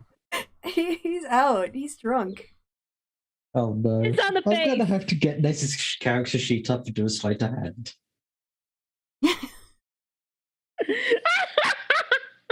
Yeah, that's a pretty high. I mean, it was going to be Dex that save, but yeah, I'll allow it. And so he's got a penis on his face again. Yes. He doesn't have one penis, he has two penises. But one on each cheek doing jizz on his eyeballs. Oh God! I thought what I was doing was going to be bad. Are you kidding? R&D was one of my best friends in college. Yeah. The fact that I didn't wake up with penises on my face is a miracle in and of itself. Harry, what were you trying to do? Right. Or Nez Nez. is going to also draw a dick and balls on Clue's face. Except this dick and balls is going to be wearing frilly panties for some reason. All right, so because of the shape of Clue's forehead, it's a little more difficult to get the art right, so it's a little bit warped in places. Like, you think if he, like, scrunches up his eyebrows, it's going to look like a really wrinkly dick. But, yeah, you know, for a first try on his face, that's fine. You can wash it off if you notice it, Clue, in the morning. I mean, are there any reflective surfaces on the bar? Across from where We the... do have a big ass mirror in the back. Yeah. In the back. So yeah, you would probably notice. Yeah, when he went down, if he sat across from himself in the tavern bar, yeah, you'd probably see it then in the morning. Unlike the first time. All right, Clue is snoring. with penises on his face. Does everyone else want to do anything before they go to bed? Otherwise, I'll probably just quick time this forward.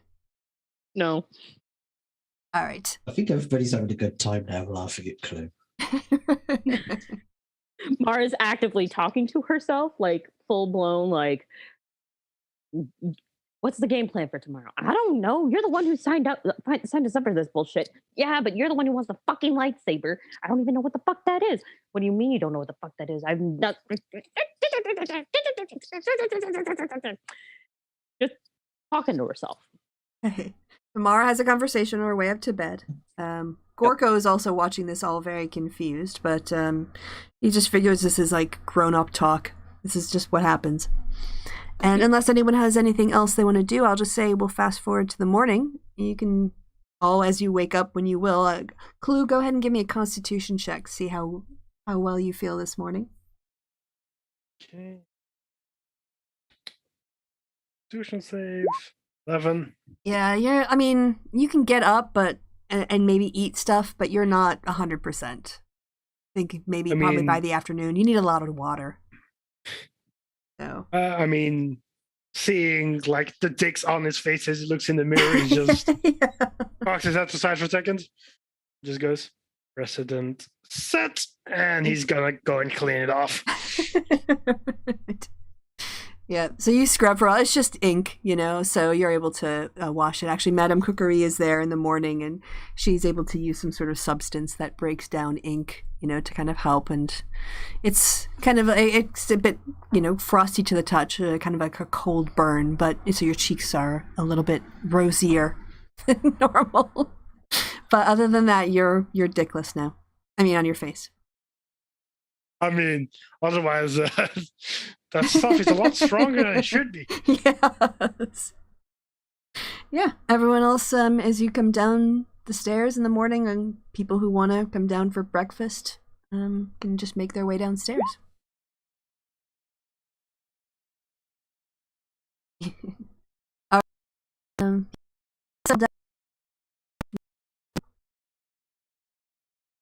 I'm not running the show, y'all are, so I'm kicking it over to you.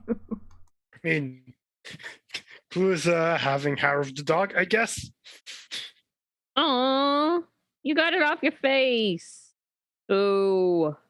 So I guess you're the one who did the 3 dicks. I only did 2 dicks. Zero starts laughing. Teamwork, I guess. Teamwork makes the dream work. Just know that I will have my revenge. You keep saying that. I have no fear of you. No revenge until we get the dragons.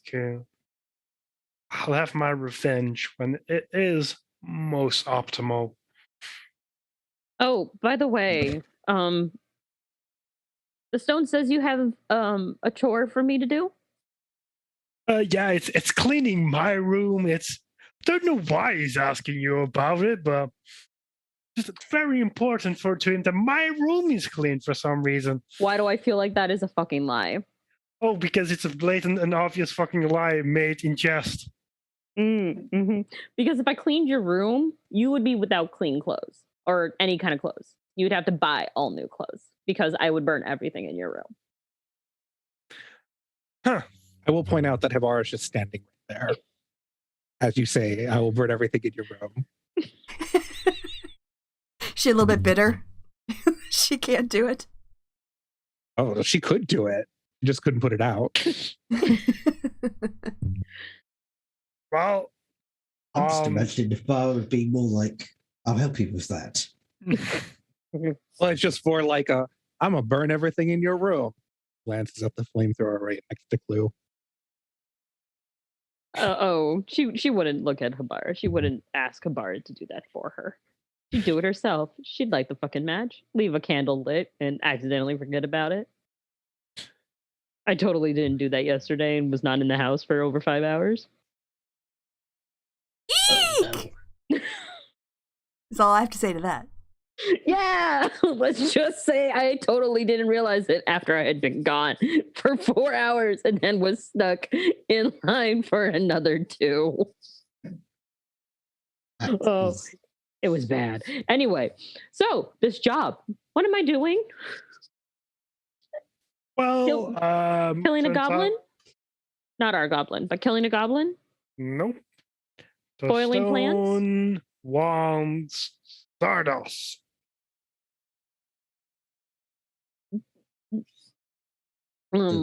Captain with the questionable fashion sense.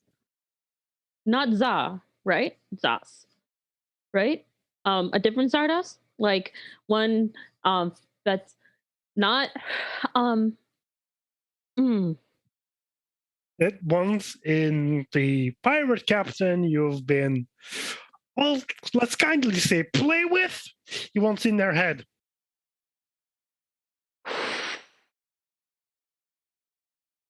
okay. So we're gonna find him, bring him over, and then you need to do your thing and convince him to attune to the rock. All right, I can do that. Does anyone know where I can get a girl uniform from? It's a schoolgirl. What's the school uniform? uniform? I assume it's a uniform girls in schools wear, but there's not a lot of schools around. Do you mean like college? Because people just wear whatever the fuck they want. Harry's just going to go describe it for me. A plaid skirt that goes about mid thigh. Yes, mid thigh, and then a white button down shirt with a collar, and maybe an ascot. And I need to wear my hair in pigtails. Ah, shit! I hate the pigtails. Do we need to buy you anything? Candles? No, the outfit should be fine. Harry's going to offer Mara his hand. I don't like this plan. I don't like this plan. Stranger danger rocking. Mara's like rocking back and forth. Harry's going, I might be able to help you, so... Really? Clues it's like looking at this, it's just like looking at Mara, like, remember, you're not really having a lot of issues with this before. Because if you don't want to do this, to get the weapon I want, I have to do this. Because apparently somebody, not naming any names, offended the stone. I could try other ways of convincing Zardos. Don't want to force you to do anything you don't want to do. It's fine. It's fine. It's fine. If I say fine enough, maybe it will be fine. By the way, I just want to intervene here because I don't want people to get the wrong idea. And so, Clue, it might be helpful if you read out what I wrote you, the exact, the last sentence precisely, so that it's clear what the request was. The quest is to get Zardos to attune to the stone. So, right, but I kind of specified. Okay, what I wrote was the stone saying, "I want Mara to ask Zord to bind with me, not to sleep with him." Okay, well, so just FYI. Well, it's funny that you're wanting to clear that up, because while that conversation has been going on, the bar had gotten one of the paper birds out of the drawer, because she's Jarvis enough to take it out enough to know where they are. And she's written on it, Zardos, the next time you're having fun with Mara, you should really definitely want me to be there too. Send it to them. No. Sorry, that's the one that's like no one else knows that but Hibara. And no one knows that but Hibara. She just goes off and then whoosh, sends it along. Blue's lady is going to tell Mara, it's about getting him to attune to the rock. You don't need to do things outside of getting him to attune to the rock. So, all I'm saying. And then all of a sudden, Mara just kind of like wrists go up, fingers kind of go into an rolls her neck. I know that, Ducky. Trust me. I know. But because I fucked up, Mara is in a position that she doesn't particularly enjoy. And thus, we are now in a dilemma. But that is fine. Everything is fine. We will go ahead. We will seduce Stardust to go ahead and bind with the stupid stone. We will get the dragons. We will get the saber, and everything will be fine and dandy. It is good. And she does like the buddy Jesus thing from Dogma. I mean, if you're really okay with it, I mean, I can always just turn invisible and be in the room if you just want somewhere there to stay safe. I'm fine. He will not. For all of his flaws, and trust me, there are a lot of flaws, he is not horrible. Okay. He's just not Mara's type. Very worried before. Also, I do not want to know what your type is. Mara gives Clue a look and just kind of raises her eyebrow and sneers at him.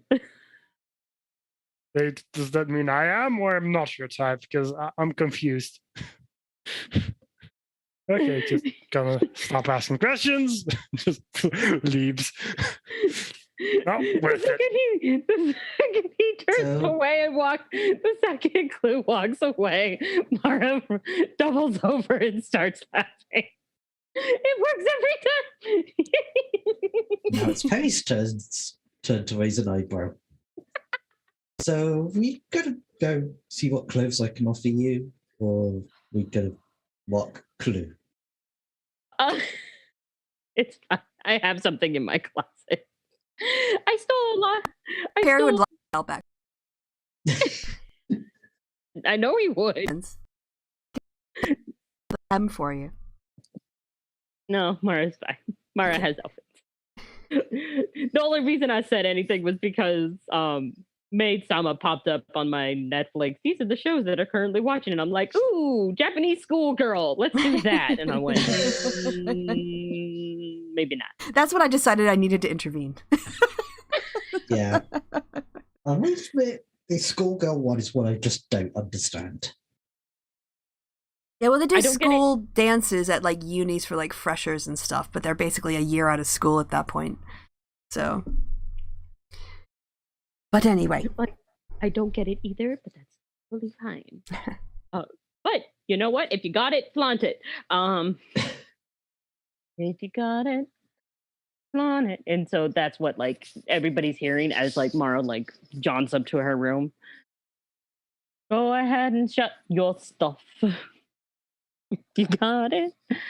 Flaunt it. All right. So at the moment, you know that Zardos is docked in the harbor at Waterdeep.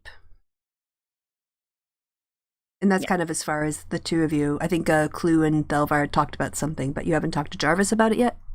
Nope. Just so. Yeah.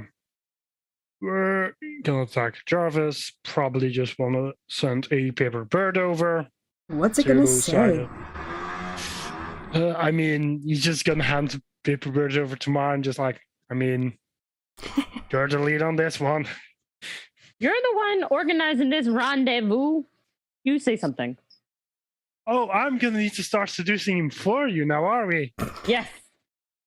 Yes, you are. Okay. I mean, he likes war. Probably don't want to get too polite. Clue's having a big hard think about this. But remember, there's only the only person who knows about war is Hibara. Everybody else just thinks Mara's crazy. Yeah, but my Clue realized. I mean, Clue has seen her interact with Zardos and how she isn't like crying the entire time, so he gets what part of her personality Zardos likes. Okay, so what is it going to say? Probably something like, "Dear Zardos, I have something I need to talk to you about. How about You come over to the old haunt tonight at, let's say, let's put 8 there. At 8, I'll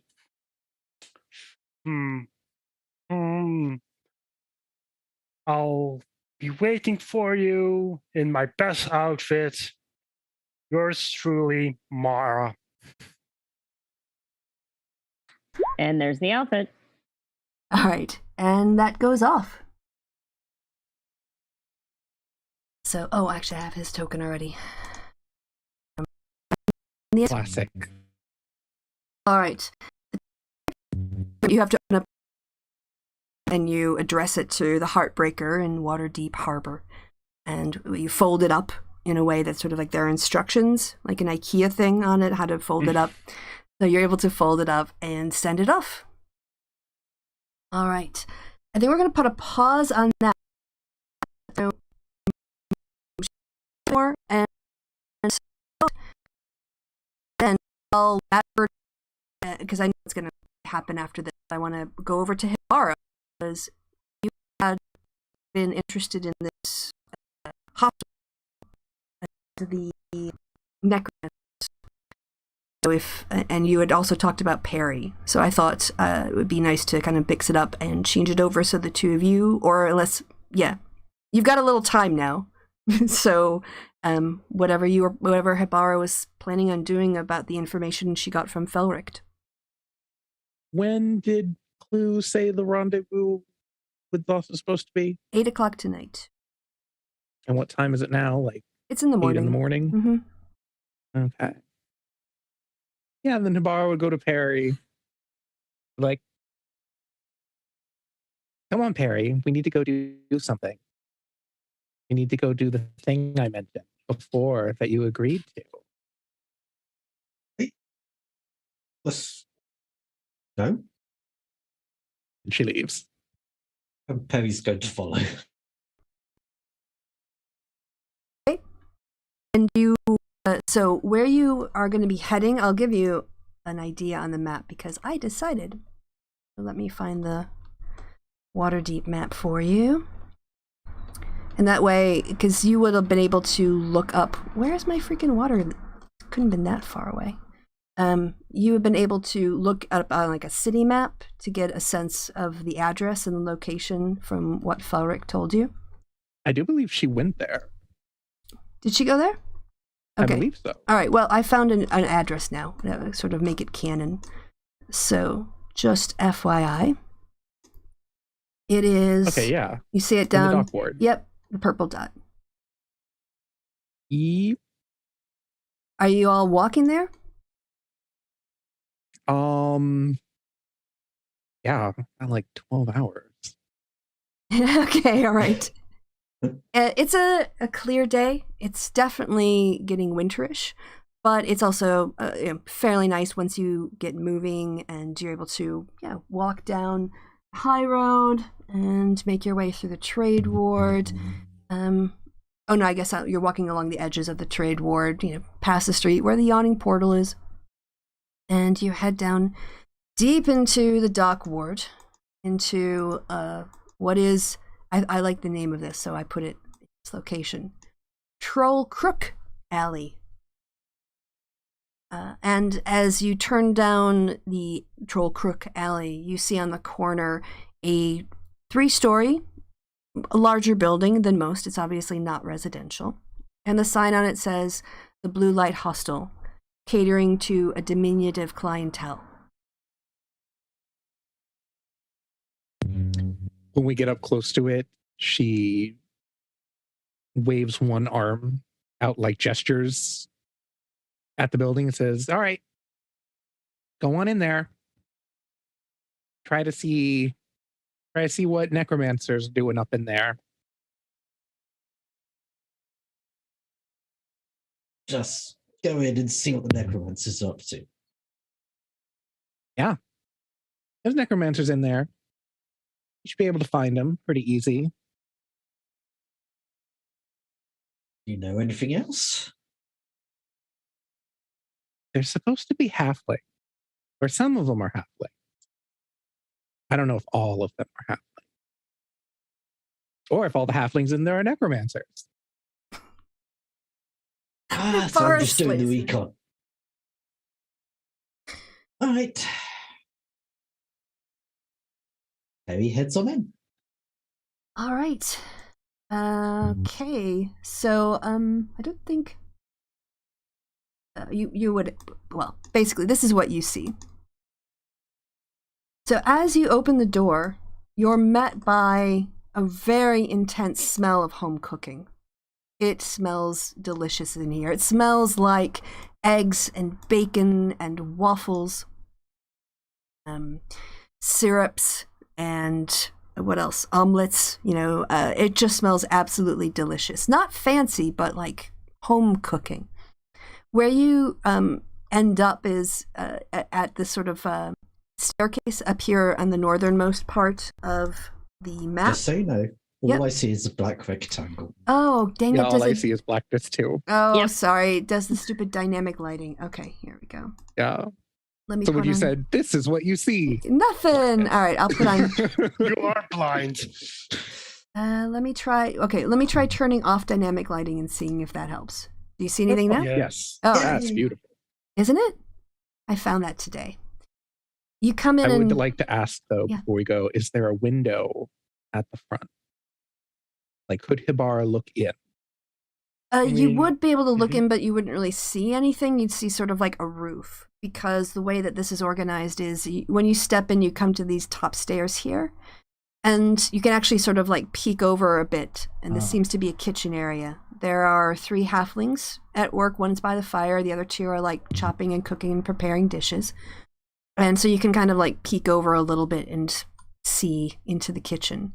But then you have to descend the stairs completely and come down. And when you do, you basically see what you notice is everyone in this hostel is a halfling, but they are obviously from all different, they're halflings from across Faerun. They all have different, ethnic backgrounds. And so it's a very diverse group. It's pretty much even, it's kind of like, sexual diversity and ethnic diversity, but they're all halflings down here.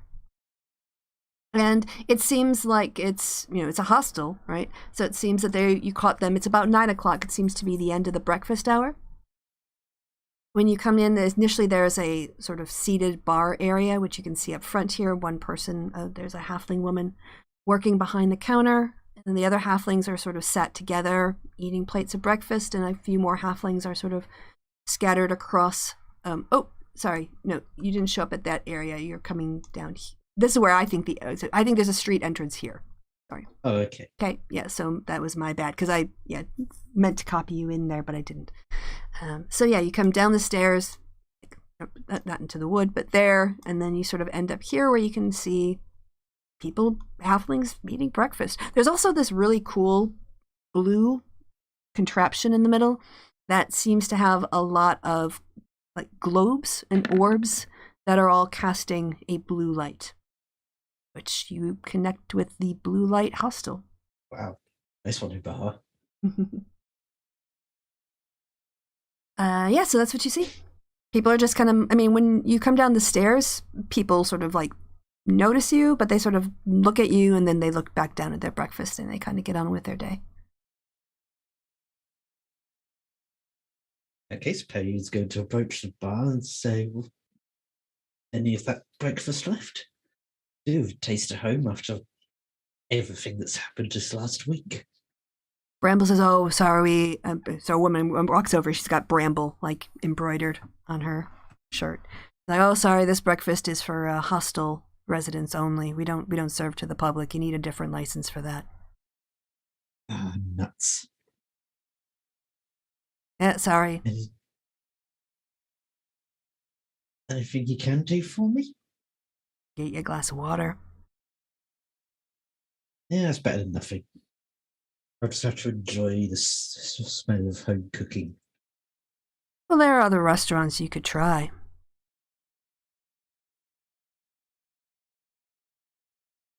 She goes and kind of brings you over a half, like barely half full glass of water and slides it at you and looks at you. It's not looking that friendly, to be honest. Not the best customer service you've ever received.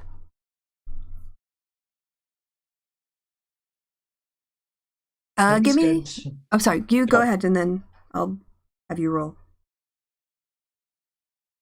Harry's going to drop Thieves' Cant to us as he asks, "Can you tell me about this place?" She leans forward with a smile and she says, "It's a place best left alone."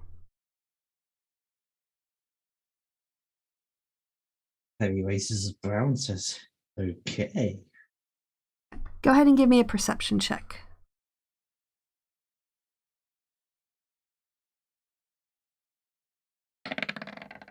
Oh, God damn it, Harry.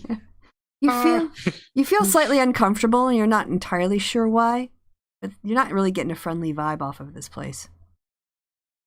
In case it wasn't obvious, Ibarra's being a creeper up in the corner. You're trying to sneak in the middle of the day? Well, she rolled a 30. So, okay, so what is she trying to do exactly? Because it is like bright light. She's just being a creeper, trying to keep an eye on things, basically, from kind of outside / I mean, at the entrance. The 30 only works if you're not like directly in somebody's sideline, which I guess, as long as you're on the stairs, wouldn't be the case. Yeah. Correct. Like if from where the bartender is, you can't see who's coming in the door, but you can sort of see the light when the door opens. But if she came in with Perry. Okay, if she at the stayed, same time Perry did, but she stayed up atop. Yeah, if she's still on the staircase, out of anyone's direct line of sight, because there are patrons at the very bottom. So if she kind of goes to this landing at all, then so she'd need to be staying where she is. Yep, that's fine. Yeah. She'd be up there. And because she can't see where Perry is from here. She'd have to go down here to like this corner here, yeah, and what she hears is mostly like dishes clattering. You can hear the sounds of the kitchen, especially because you're right next to the kitchen. And then you can hear a sort of burble of people's conversations, but nothing distinct over the sound of the kitchen. Okay. Harry is going to say, "Can you tell me about that wonderful contraption behind you?" While at the same time, he's going to spend a psionic energy dice to communicate telepathically with Bramble, asking what's going on.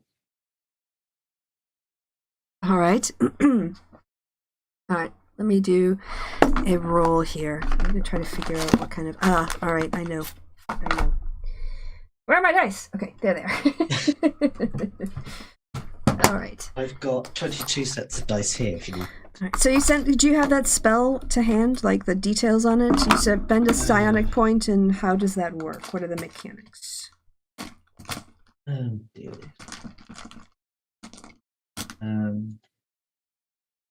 It's not listed as its own little thing, annoyingly, so I have to... Is it one of your class features? Paste. Okay. Yeah.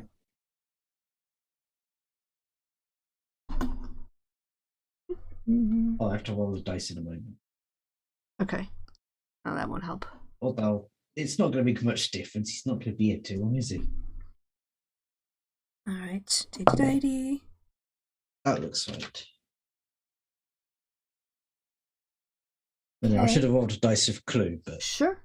You establish this telecommunication as an action. Choose a creature you can see. For a number of hours, you can speak to them telepathically and them with you. Can't use it. You don't need to understand. Okay. All right. Her eyes widen in surprise. And you hear in your mind, I don't know what you're looking for, but you're not going to find it here. Not even necromancers. She gets very still. She takes each one of her, she takes her hands and she sort of sets them on the bar and sort of leans into you a little bit. And without saying anything, she just knocks on the bar 3 times.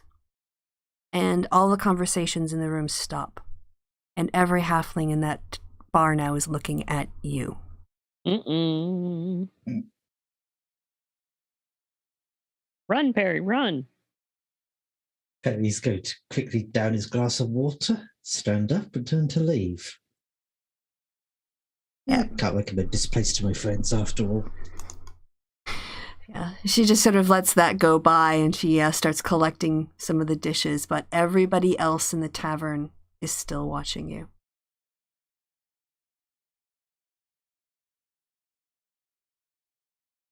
And Perry just casually walks out as if nothing's the bother. All right, Hibara, suddenly the room stops. You can still hear the kitchen noises, but you can hear everything in the dining hall has gone silent.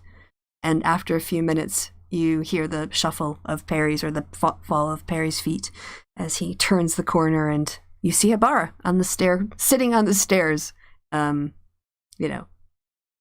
at you. Without saying a word, Perry's just going to go up the stairs and towards the door. Where are you going? She whispers as soon as you're right next to her. Perry just indicates for her to follow.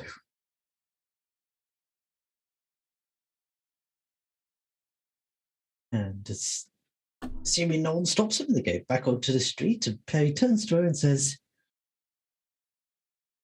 I'm not fighting them all alone.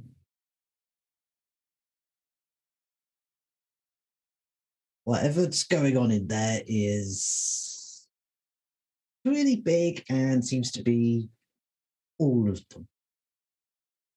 So all of them are necromancer. At least that's when she started knocking, when I asked about that.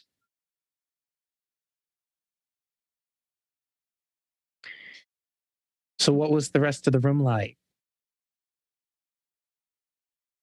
Was she knocking on a door? She's nodding. She was knocking Secret on door? No, she just knocked on the bar. But everybody else there, lots of halflings from all over the place. I can tell you, she understood thieves' cant. That's about it.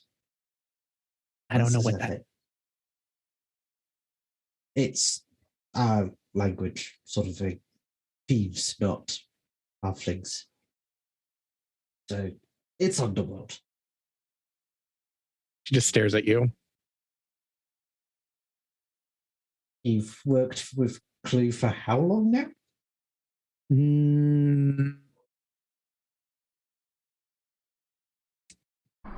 A month? About 6 weeks, max. But a lot's happened. Looks at her arm. Yeah, a little bit under a month. Oh, you're still red, aren't you? Or green? She's very lightly green. It's almost gone. It's sort of half language of the less than legal variety. Anyway, we should get back and we can plan if we want to do a proper infiltration later.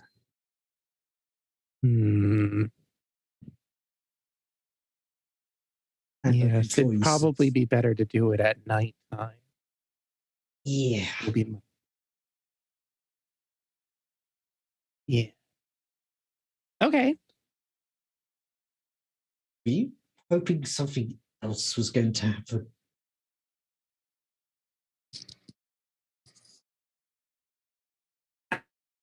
I don't know what you mean.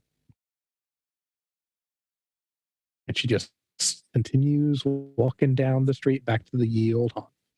And he shrugs and follows. Yeah, it takes you guys about the same amount of time.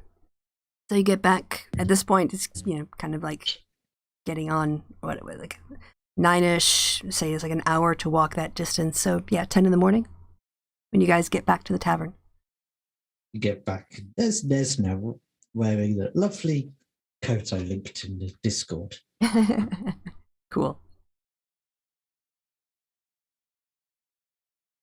Yeah, so everyone else is doing their thing at the tavern. Mara is grumbling about the outfit she is wearing.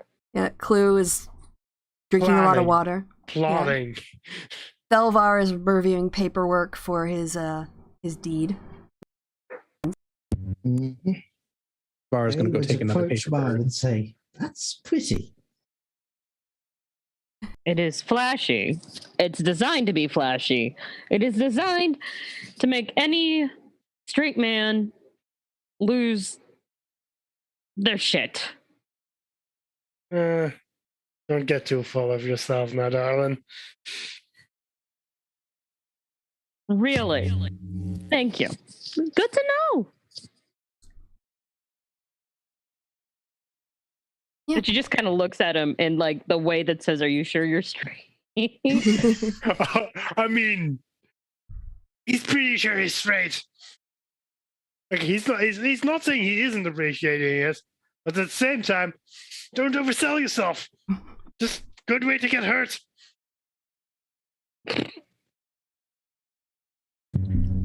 She does a little bit of a shimmy. Just because she can. Also the frills! All right. So what did Habara do? Oh, she went and grabbed another paper bird. Oh, okay. Remind me. I'm drawing a blank. It's Foursquare that deals with illegal magic, right? There's actually a Wizards Guild in Waterdeep that Thelvar is a member of. That And Clue also technically. yeah, the magic users have to register. Mhm. Actually, you should be a member too. Yeah, Clue did the paperwork for her. Black Staff, I think it's called. Oh, so that's the Open Lord. No, it's actually No, there's that's the Black Hand. Black Staff is the Order of Mages. yeah, it's the Watchful Order, and there's like an administrative head who sees over the licensing and the administrative stuff rather than the actual like gathering people together to defend the city. She does that. But yes. So Bajra Black Bajra, forgetting your last name. She's the head, but you could also just write to the head of the Watchful Order if you're looking for, depends on who you want to report to. For them, Sandar. Vajra Safar. That's her name. We've met her, right? Yeah. Uh-huh. Okay. Yeah. Then that is who this paperwork is going to, and it's just straight up saying you have a den of necromancers right here.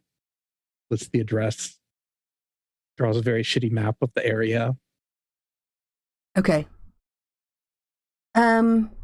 Perry, what are you gonna do?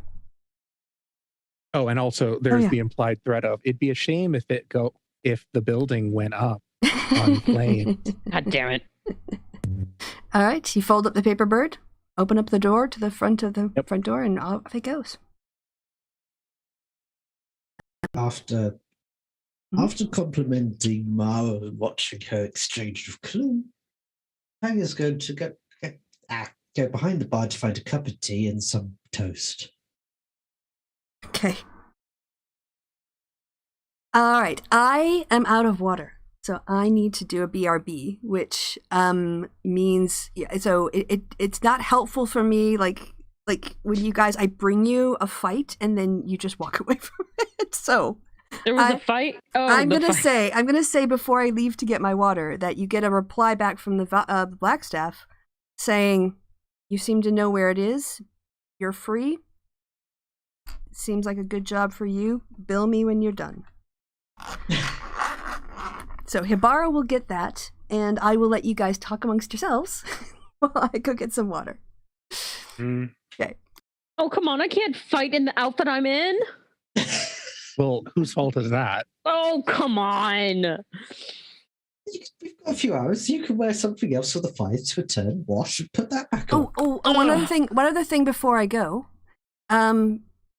Perry, one of the things you noticed if you get asked, actually I'll whisper it to you. I'll try that again.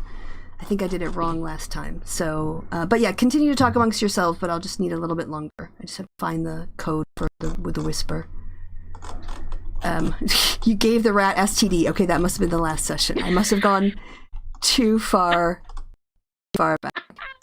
Oh, wait, I'm also a tiny bit ratty still. Oh, yeah. Are you ratty enough to develop a tail or something? Oh, that's all types of wrong. No. I mean, Marrow Go get Rat tails. Oh, okay, yeah. All right. That's on a level of wrong that I don't want to talk about. Because rat tails are just ugh. Like they're not fluffy and silky like cat tails, bunny tails, puppy dog tails. No, rat tails are. Ugh. I mean, they're just flesh. Yeah. If I want to play with flesh, I'll play with my leg.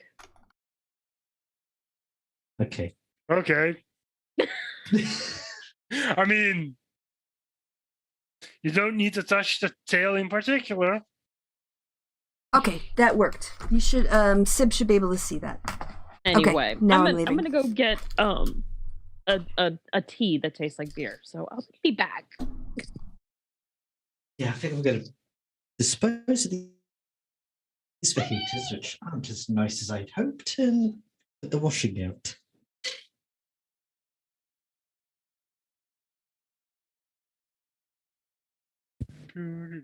Feeling space, feeling time. Do.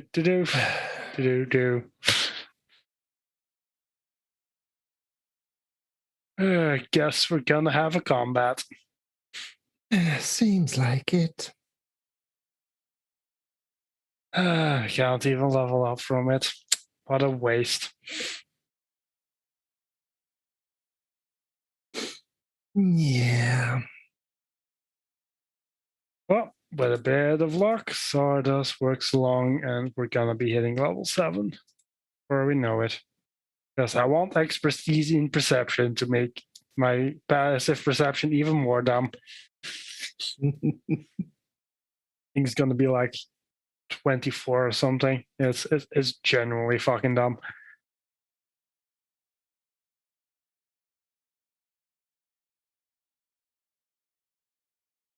Yeah, because it's 21. It's gonna be fucking 24. Oh god, I think like Mara, Ibarra, and Thelvar can literally not make stealth checks against that anymore. Like without without a trace, you literally can't sneak up on Clue at this point or at that point. I mean, I guess Thelvar technically could because you have +5 on deck, right? That's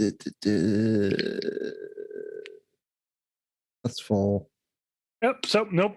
Thelvar can, in fact, not sneak up on Clue anymore. You literally need, outside of Perry, literally all of you would need Pass Without a Trace to even be able to sneak up on Clue. I was about to say, technically Hibara could with Pass Without Trace. Even then, I mean, it is a +10.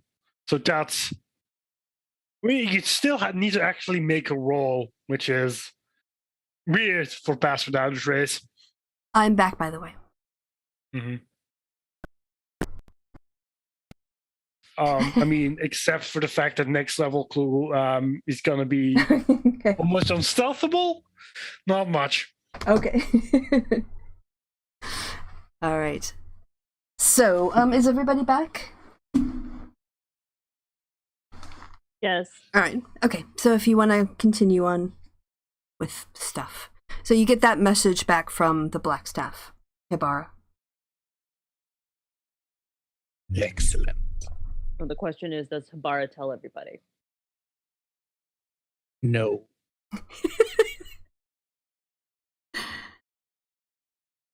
Oh, fucking God.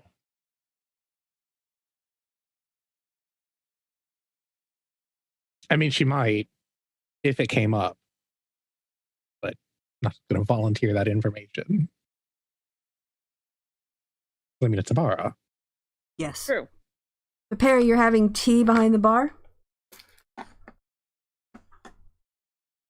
I mean, Clue's just like kind of sitting at the bar. Does like any of you have like plans today outside of, you know, the entire Stardust thing? Because I have fuck all to do today, man. What did you have to do with Hibara anyway? Oh, look, I set it up. We were hunting some halflings. Why? Because they steal dead bodies. Oh God, we're back to the stealing of the dead body things. What are they? What are they? H.H. Holmes? Like, yeah. Ibarra just is nodding with whatever you're saying. No idea what she's saying, but she's just nodding. Okay. So they're selling the halflings are selling skeletons on the black market. Okay, cool. Is that a market? Is that a thing? I mean, To the buy black market is. skeleton? Yeah. Why? I mean, don't know how big the skeleton specifically is, but if it's illegal and people want to buy it, people will pay money for it. So people will sell it. That's not Like, it. You have a skeleton. There once was a time long, long ago when doctors and such needed to study skeletal structure of a being, and instead of getting them manufactured by, well, an artificer, they needed another way to get them, and so the only way to get one is to kill a person or to grave rob. I mean, in this world, a lot of people also just use those bodies for, necromancy. Also, some people just like skeletons. Don't get it, but they do. Mara turns to the mason jar that's still sitting on the bar. You chose this idiot over me. I mean, this idiot has dealt with this kind of markets before. I repeat, idiot, me. Have you ever dealt in illegal goods, Mara? This is an A-B conversation, so see your way out. See? Idiot. Also very rude, which, I mean, Apparently, Sib Anyway. was. Always the negotiator, aren't you, Mara? I wasn't talking to you. I was talking to my friend the Stone. The one that doesn't want to talk to you. Yeah. That consistently refuses to talk to you. Because apparently I did something, which I don't remember what I did, but that's okay. I will soon make it. Of course you don't. Never fucking do. Anyway, Perry wants us to go back and kill them all. Fair At night. enough. Lead away, Perry? Perry. Wants Yeah, us he to wants- kill them all? At night when he's more powerful. Wait, Hey, Is he more powerful at night? Perry? Is that what you want? And Mara looks dead at of necromancers. Of course. They're But- a little better than slavers. But isn't the veil between living and the dead thinner at night? So wouldn't it be better if we went during the day? I don't That's think not how- they're. Don't I think I don't that's how think they're necromancy lich works. necromancers. I think they're just normal necromancers. So it doesn't matter what time we attack them. So why don't we just get it over with? Because it's daytime and people So? notice where you go and murder streets on during daytime. But if we had permission to do the killing, would it matter?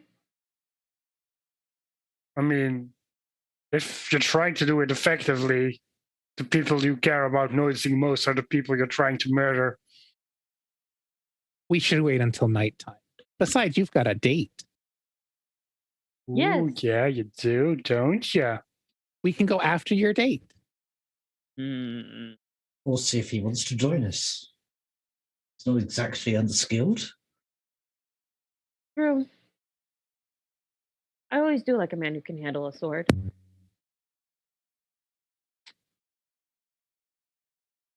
Ibarra gives you a thumbs up at that. I really had to bite a back. That's what he said. I mean,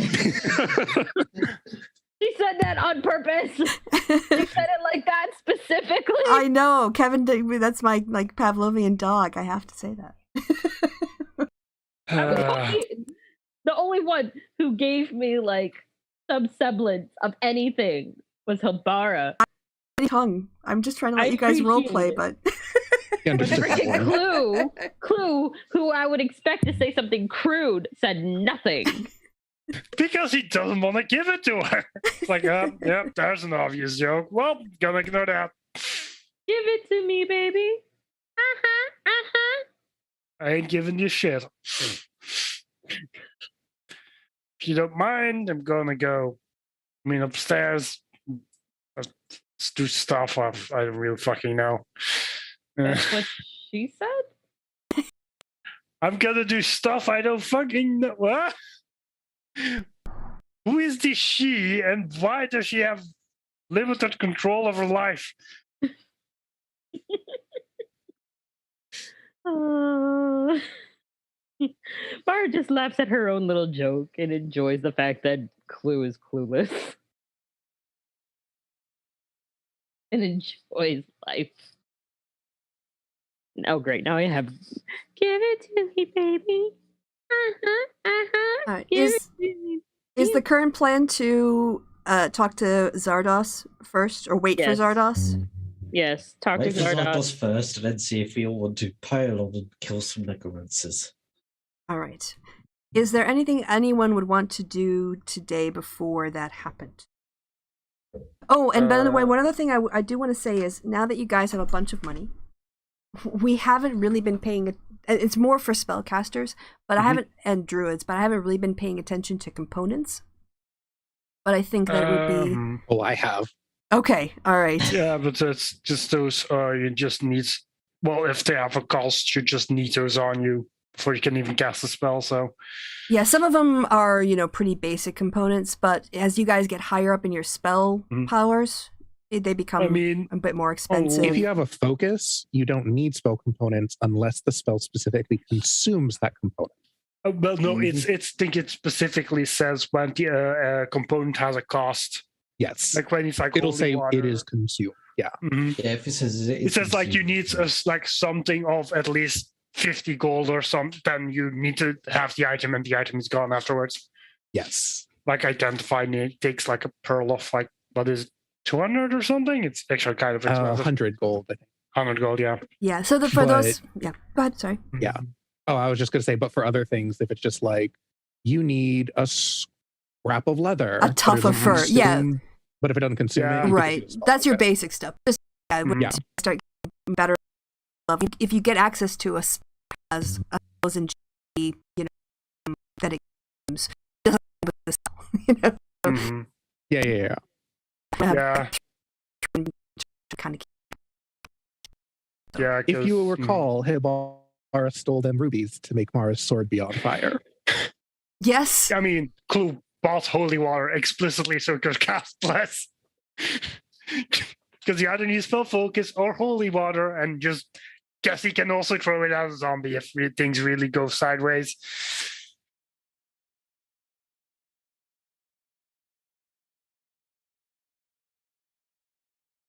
Sorry, I didn't mute myself and I didn't say so. Apologies. Oh. I had I was like, some loud trap. That wasn't I was like, oh, that's an awkward silence. Yep, that was just me. Like there was loud traffic.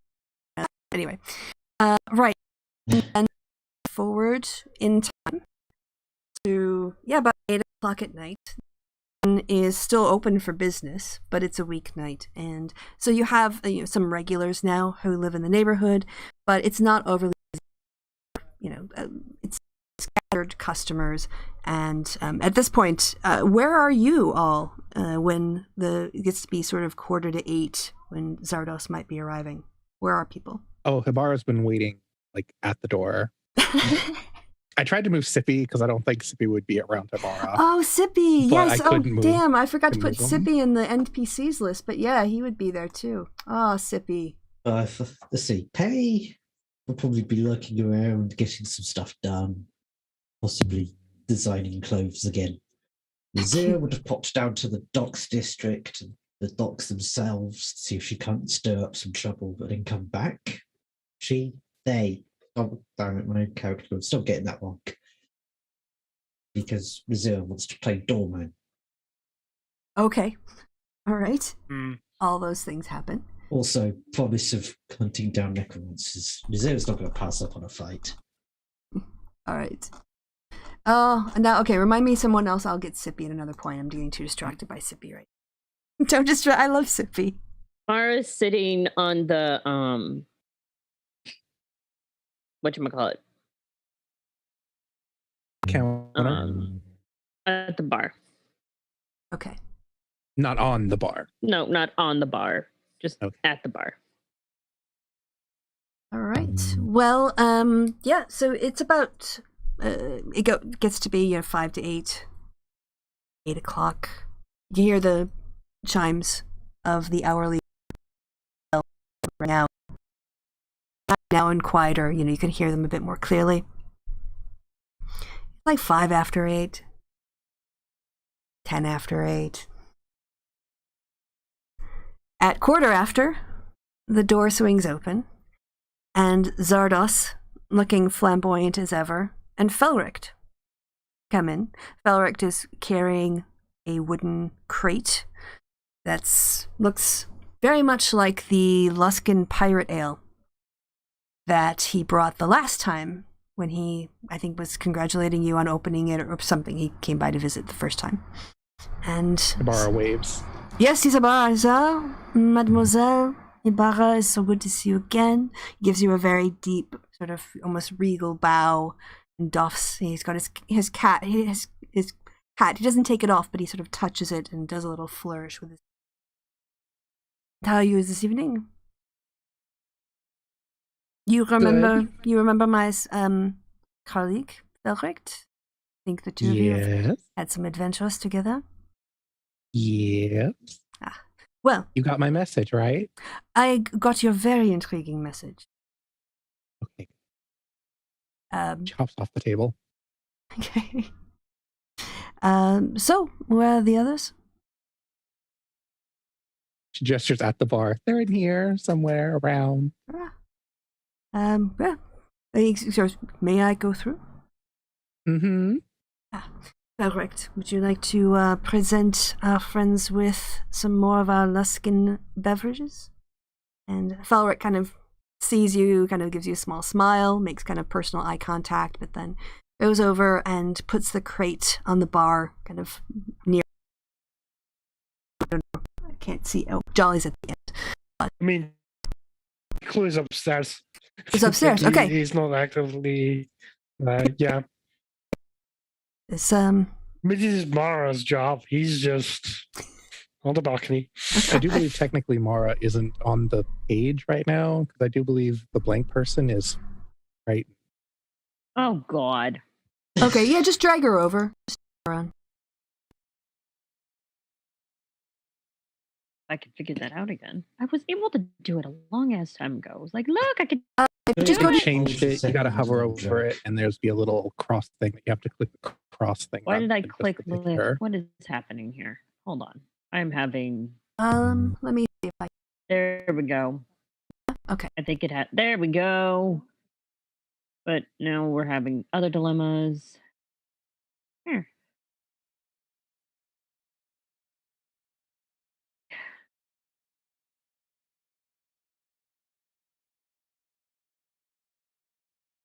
Okay, yeah, he comes over and oh, sorry, yes, says, oh, bonsoir, mes amis. This evening, Oh, is he talking to Mara now? talking to everybody, just sort of. Oh. So, oh, sorry, I didn't get on top of you. Good to see you.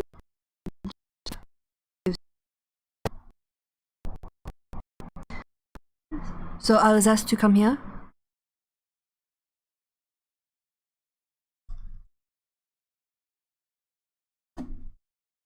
Did everybody Yeah. drop out? Okay. I mean, I assume. No, I mean, Mara- Tabara is just standing there, as she do. He's just looking out into the street mournfully. Why is Clue looking out at the street mournfully? I mean, he doesn't have much better to do, so He's very his sister will turn up. sometimes you just like, nothing out there. It's a cold, crisp evening. You just need to look out of the window like you've got emotional depths. Yep. because all of your emotional debt is downstairs. What? I don't know what you're trying to insinuate there. Anyway. Zardoz, oh, mon cher, it's so good to see you again. How was your trip? Oh, after I dropped off you and your party, everything was smooth sailing. I mean, Luskin itself is a very chaotic place, but you know, well, pirate's life is. What else can you expect? So, how have you been? How was your Neverwinter escapade? You know, my comrades and I, we get up to shenanigans. Oh, if I told you do. I'd have to kill you, to be more specific.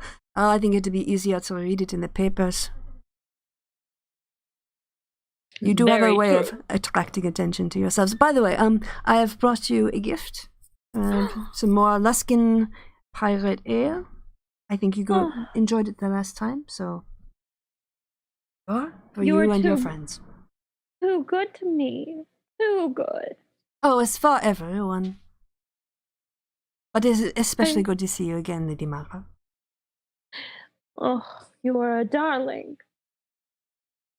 And you make me feel like a princess, to be honest.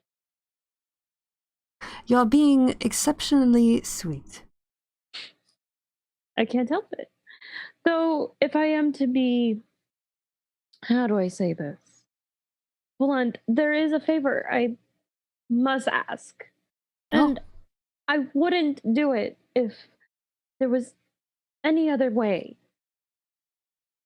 But I am between a rock, and she stares at the stupid rock in the freaking mason jar, and a hard place. That's a very difficult place to be. It is. You see, we are on a particularly difficult mission, and I attuned to this, and she pushes the stone of how do you pronounce it? Golorr. Golorr. I attuned to the Stone of Golorr, and she pushes it in front of him. And apparently I pissed it off. I don't know what I did, to be honest. I cannot imagine anyone ever being angry with you, Lady Mara. Exactly. I mean, it's not like I put it in... good thing to lose no time.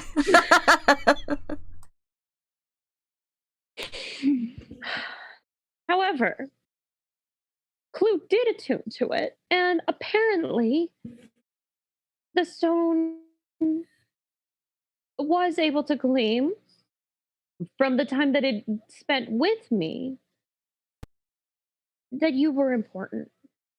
And it asked that it wished to attune to you. Now, I'm not going to ask you to do it. I would never do that. These attuning magical items I do not trust. My father always said, if you do not know where a being keeps its brain, or its mouth for that matter, then you shouldn't trust it. But the rest of my party were relying on me, and apparently I failed. Oh, and I can imagine. I don't know what else to do. Oh, should we talk private? Should we place like? No, it's fine. Okay. I'll be fine. I'll be fine. So, not for me, Zardoz, please. But for the rest of my party, could you attune to it? Again, I would never ask, but to make up for my failure, I beg you, please. Oh, Lady Mara, please have a seat. Please have a seat. I will need a bit more information before I can either accede to or decline your request. If you feel comfortable discussing it in public, what is the stone? why would what happens when it tunes to it? There's so many things I need to know before I can say yes or no. Is Thelvar nearby? I don't know, Thelvar. Where are you? Yeah, Thelvar's at a table, just engrossed in some paperwork. I genuinely don't know most of the details. Again, I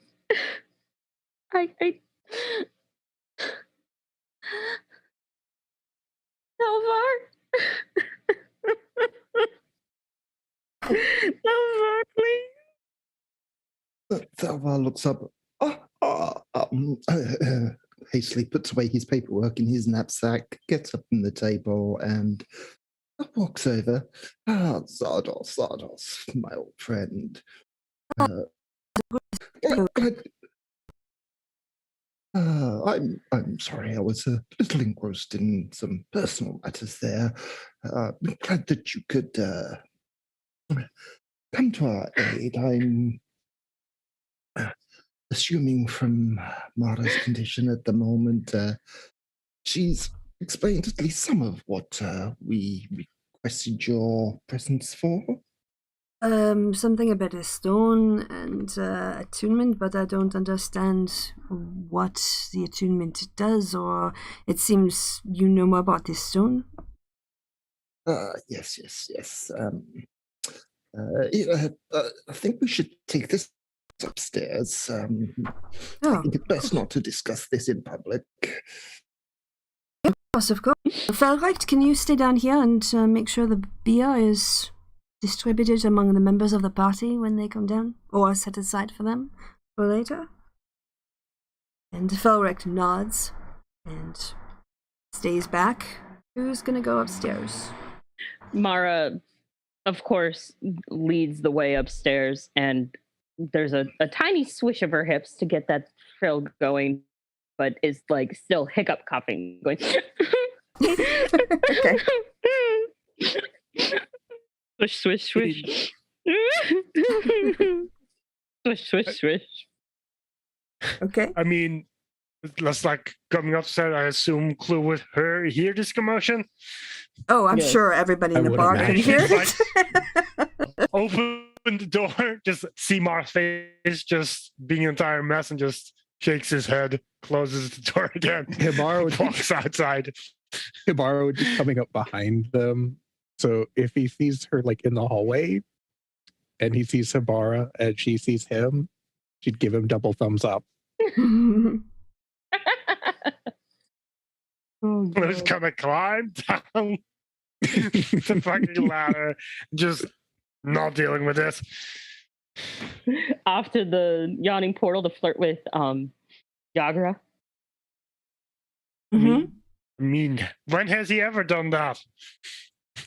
Also, Does he Yagra want is, to compete? Yeah, with Yagra got her female OPs. yeah, I mean, if he was going to be flirting with anybody, it wouldn't be Yagra. Mhm. I will also say that before leaving Felric down in the bar, Hibara would tell him in Elvish that it's the stone that she told him about before, All right. Okay. He nods. how to find the dragons. He says, "Will they explain what it is to him?" She goes, I don't know. They don't tell me the whole plan. It's fine that way. All in Elvish. He says, And then, okay, sorry, go ahead. and then was just going to follow them. Oh, and he says, well, I know my boss. I think he'll be all right. And That's at what that I'm here moment- for. At that moment, Nez puts her arm around Felwick and says, "Tell me about your captain." Yeah, Felricht will bring Nez over to the bar and regale Nez with the fight that happened between Zordas's ex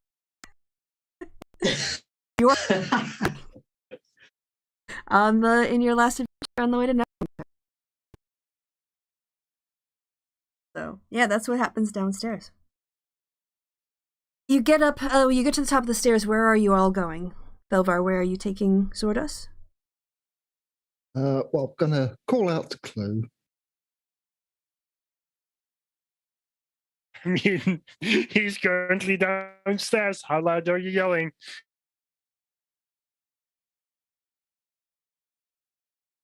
Okay, so he yells out for Clue. Clue, no answer. Clue seems to have done a disappearing act again. Would have thought he would have wanted to be here for this. Oh well. Come. Do you leave this table here? So we'll bring him into here. And, yep. Okay. Yeah, you all sit around the conference table. My so I'm not going to try to move this table. So yeah, anyone who anyway, it's working for Zardos is also. He's going to stay downstairs, but watching this. Or is that the conference table? I was going to stay downstairs. Do what? Watch the stairs, make sure they're not followed. Okay. Jolly comes by and he goes, I can handle that. You're full-fledged memory up in that meeting. He goes stand there.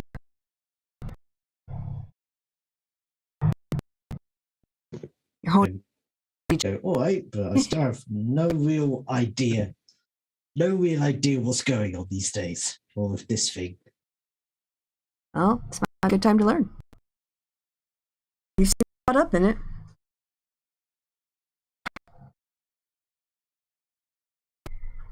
So what does Perry do? Goes upstairs and joins the party, I guess. Okay, right. Yeah, Zordos takes. Mara, are you going to? Where would you position yourself relative to him? Zardos? Mm-hmm. She'd be like right next to him, just like kind of crying into his shoulder. Alright, yeah, I'll do it. I'll bring Go up. Yes. The sort of like pats your hand. It doesn't hold it, but it's more like on the wrist. You know, he sort of comforts you by patting you there as you sniffle your eyes and loudly honk your nose. No, probably not. Zorda says yes, so No, there would be a delicate honk. Okay, so yes, this is a situation now that we're in private and we can speak more freely. What is going on with you? Okay.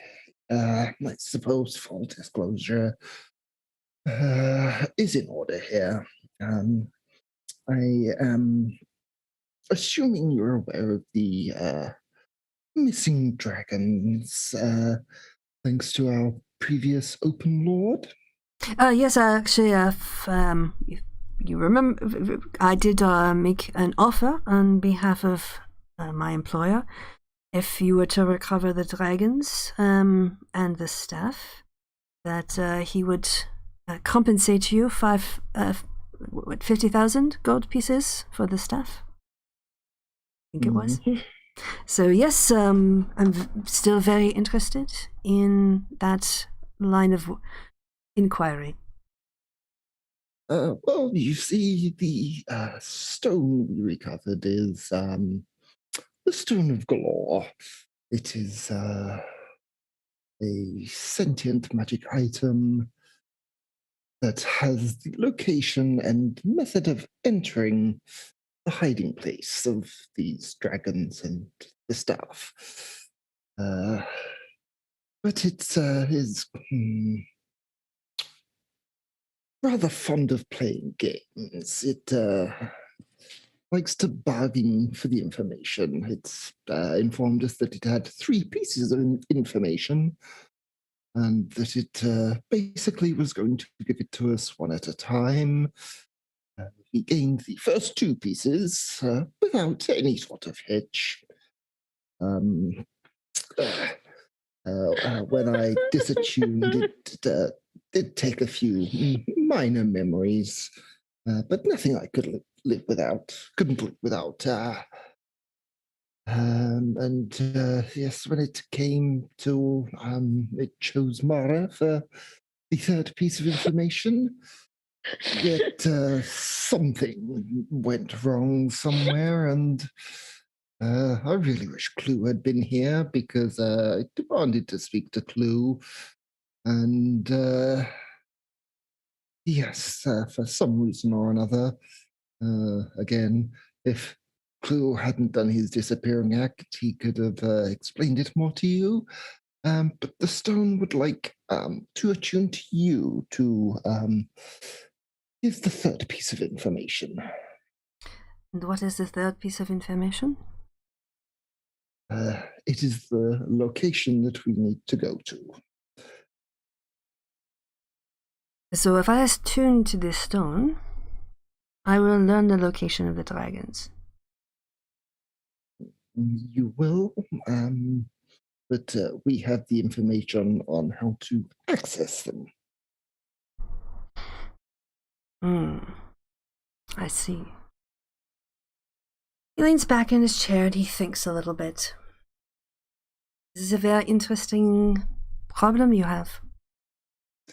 Indeed it is. It also seems to put me in a very powerful position. But also in a negotiating position. I can learn the location of the dragons, but you have the other information to access them. So it seems our situation has changed somewhat.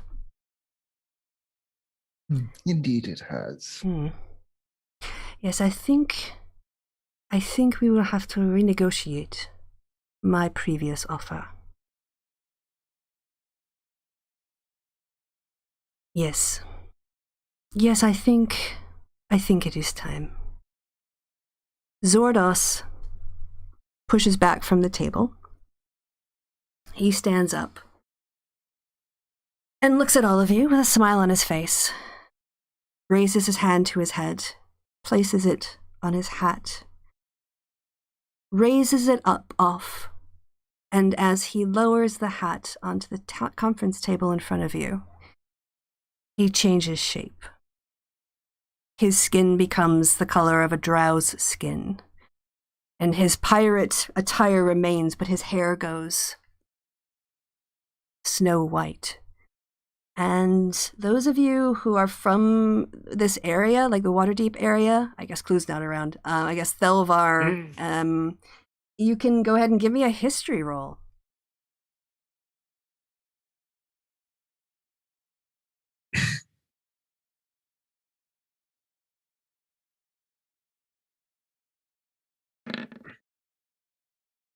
Ugh. All right. I'll just open this up to everyone, just to because I don't know how to go forward if you fail your rolls on this. But anyone in the room can go ahead and do a roll. All right. Uh-oh. Me, Clue does pick his moments to fuck off, I guess. I mean, I could roll for Perry just because, but Perry's not going to know very much because he's from the south. Yeah. Go ahead and do it anyway, just to see what happens. Oh, they are the dice 30. Yes. Strangely, Mara, for some reason, maybe it's destiny. But you had heard tales in your travels, and once upon a time, when you were traveling around, a certain very important drow figure was pointed out to you. This was years ago. And so you're not entirely sure, but you're pretty sure that the man standing in front of you is Jalaxel Benair of the Bregendarth faction of drows, and basically, he runs Luskan. Mm-hmm. I'm quite sorry. Can I say something? I'm quite sorry for the deceptions, my friends, but you understand that keeping my identity secret is quite necessary in my line of work. And yes, Mara, now you can talk or you say something. So you're a drow? I am a drow. And that needs to be a secret? Habara, he's not any drow. He's he runs fucking Luxon. That's I don't know what that means. Basically, the only reason why he was deceiving us was because he wanted to make fools of us all, which fuck you for that. But two, he wanted, like, if he wanted to travel anywhere, he can't be like, oh, I'm going to be traveling as myself, because rumors do get around of what the guy looks like. So here and there. And dude, really? You think you could play me? Of course I knew who you were. You think I would flirt with any Tom, Dick, or Harry? Please. Roll deception. Yeah, I'm gonna need a deception check on this. And now I'm gonna have to pull up Darlaxle's stats. Oh shit. Big fool and shit.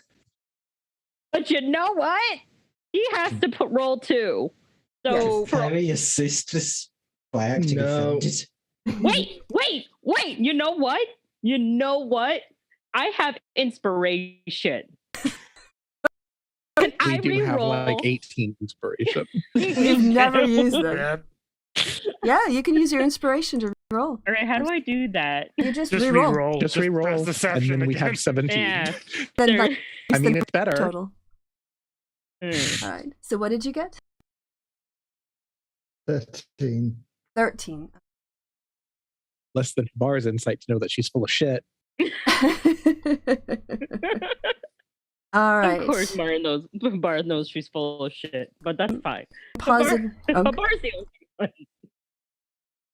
Oh Lord. All right. So I have to change the setting again to Never Whisper. Come on, Never Whisper. There you go. And then go back to a sheet. There and there. Okay. Come on. Yep. Roll So up to 13. Oh, his token changed. Come on.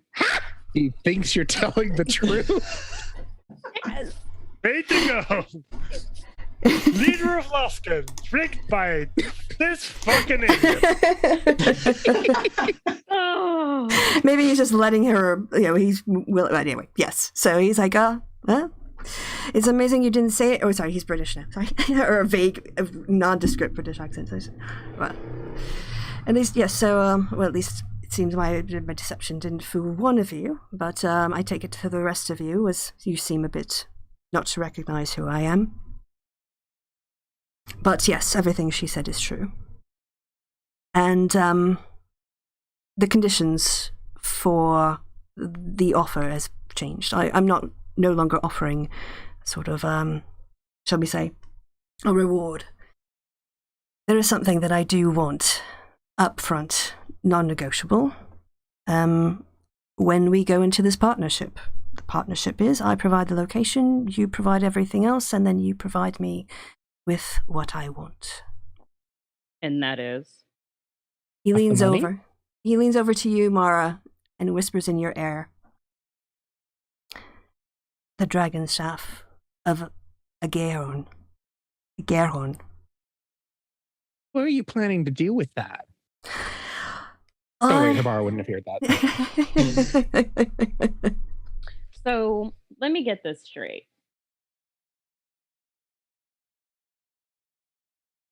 You will know the position, the location, but not how to get in.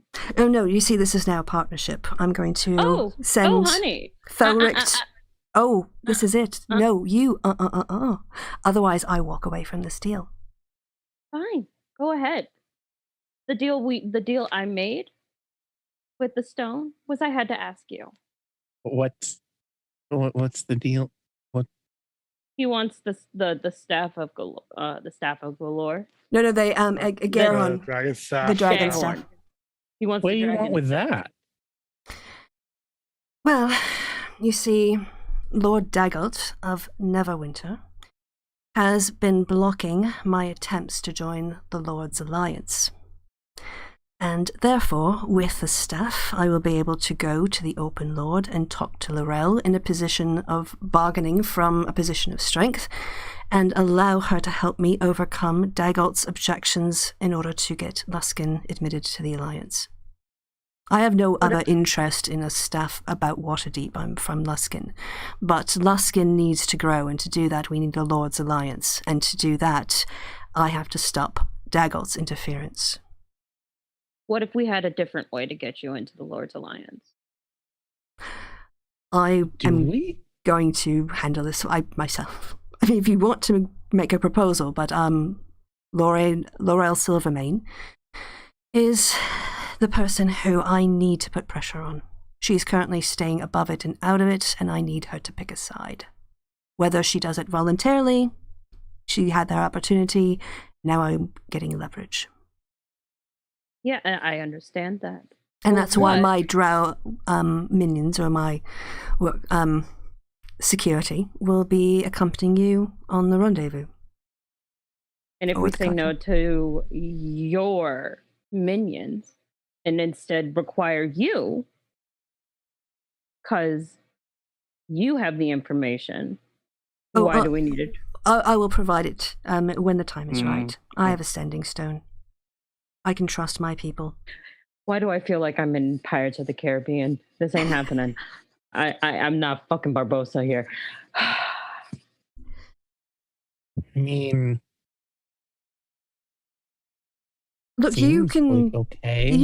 This is a win-win. I mean, I know I'm giving my side of it, but really, what do you have to lose? I mean, you can basically say that you were overpowered by drow, who you managed to get the rest of the 500,000 dragons to the city, and then throw it back to her. I mean, you've given her half of what she wants, and I will be contacting her very shortly to let her know that I was the dastardly person who sent in a team to overpower her heroes, but they valiantly fought off, and all I managed to get was the staff. Clue? All he Ducky? managed to get. I mean, Clue is outside. He's not in the fucking room. So, I'm assuming that Clue's standing outside the door. Is that right? He's hanging outside the building, yeah. Oh, the building. Yeah. Oh, the building. Never mind. He decided, never mind. Clue could have joined us, but he just fucked off instead.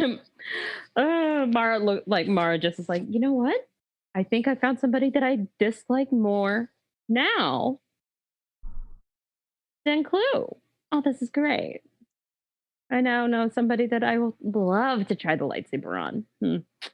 Anyway. This is a win-win. We all get something we want. You get your reputation bolstered in Waterdeep, your heroes. You discover the stolen dragons, which, by the way, will make Dagalt look awful, which I'm quite happy about.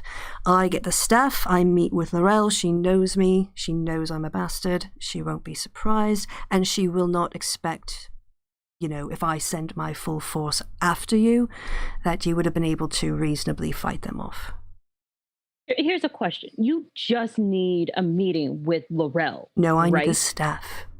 I need the staff to pressure her to break this deadlock, this neutral position she's taken up with Dagalt and the rest of the council, preventing me from joining the Lord's Alliance. So you need a meeting with Laurel, and you need the staff for what purpose? Because... The staff... You want to explain? Yeah. He needs the staff, Mara, to hang the fate of the entire city over the open lord. That's quite a dramatic overstatement. I think all it does is keep dragons away. It's just a race of staff. I don't see how that... which is why we want the staff. Because we want to call Ixnay on Dragon's Day. Okay. Also, what if you were to present yourself as a friend of Waterdeep by helping us retrieve it? Yeah, just also win the favor. No. It's the staff. It's really the only thing I'm interested in. You still have the staff, but why you gotta sound like a dick about it? This is how I talk. I talk like a dick. Yes, but the question is, what you can talk like a dick, but why do you got to be a dick? Why you got to pretend? Why don't you just say, "I came into it"? Honestly, and then here it is. I have it. Because if you are in partnership with us, why don't you stick with the partnership and say you assisted PN2C in retrieving the staff? Oh, I see. You're And then we worried. gave him the. You're worried then we about your gave you reputations. the- I see. You don't Exactly. want the city to think that you were overpowered. All right, I see your objection. It's not the Oh, plan no, in I'm general. just- It's not. No, it's not just Okay. that. Yes. Then you can definitely we can create a cover story where unbeknownst to you, you had some drow as part of. You recruited them as extra security, and one of the dastardly bastards managed to sneak off with the staff. No. I don't understand why we don't just give you the staff. You can just give Yeah. me the staff then. Although you'll have to tell that to the Open Lord of Waterdeep, and I'm trying to provide you a cover story. But if Why you're don't you happy, just gift her the Yeah. you want to be considered? You want Luxon to be part of the open part of whatever the the Lord's fuck this is. Alliance. Yes. The Lord's Alliance, right? Mhm. So, wouldn't it be more beneficial to you to come in and gift Laurel back the staff? Oh, I thought you understood my reputation. Well, yes, we understand that you're an asshole dick face that deserves to be punched several times in the groin. Oh, I know. However, I love it when you speak so affectionately, Miss Mara. However, why don't you do a 180? See, No. the thing is, what I don't get about this fucking realm is that you guys seem to forget that you catch more flies with honey than you do with vinegar. Unless it's I apple don't know why cider. you want those. No, the point is you can catch more allies with honey than you do with vinegar.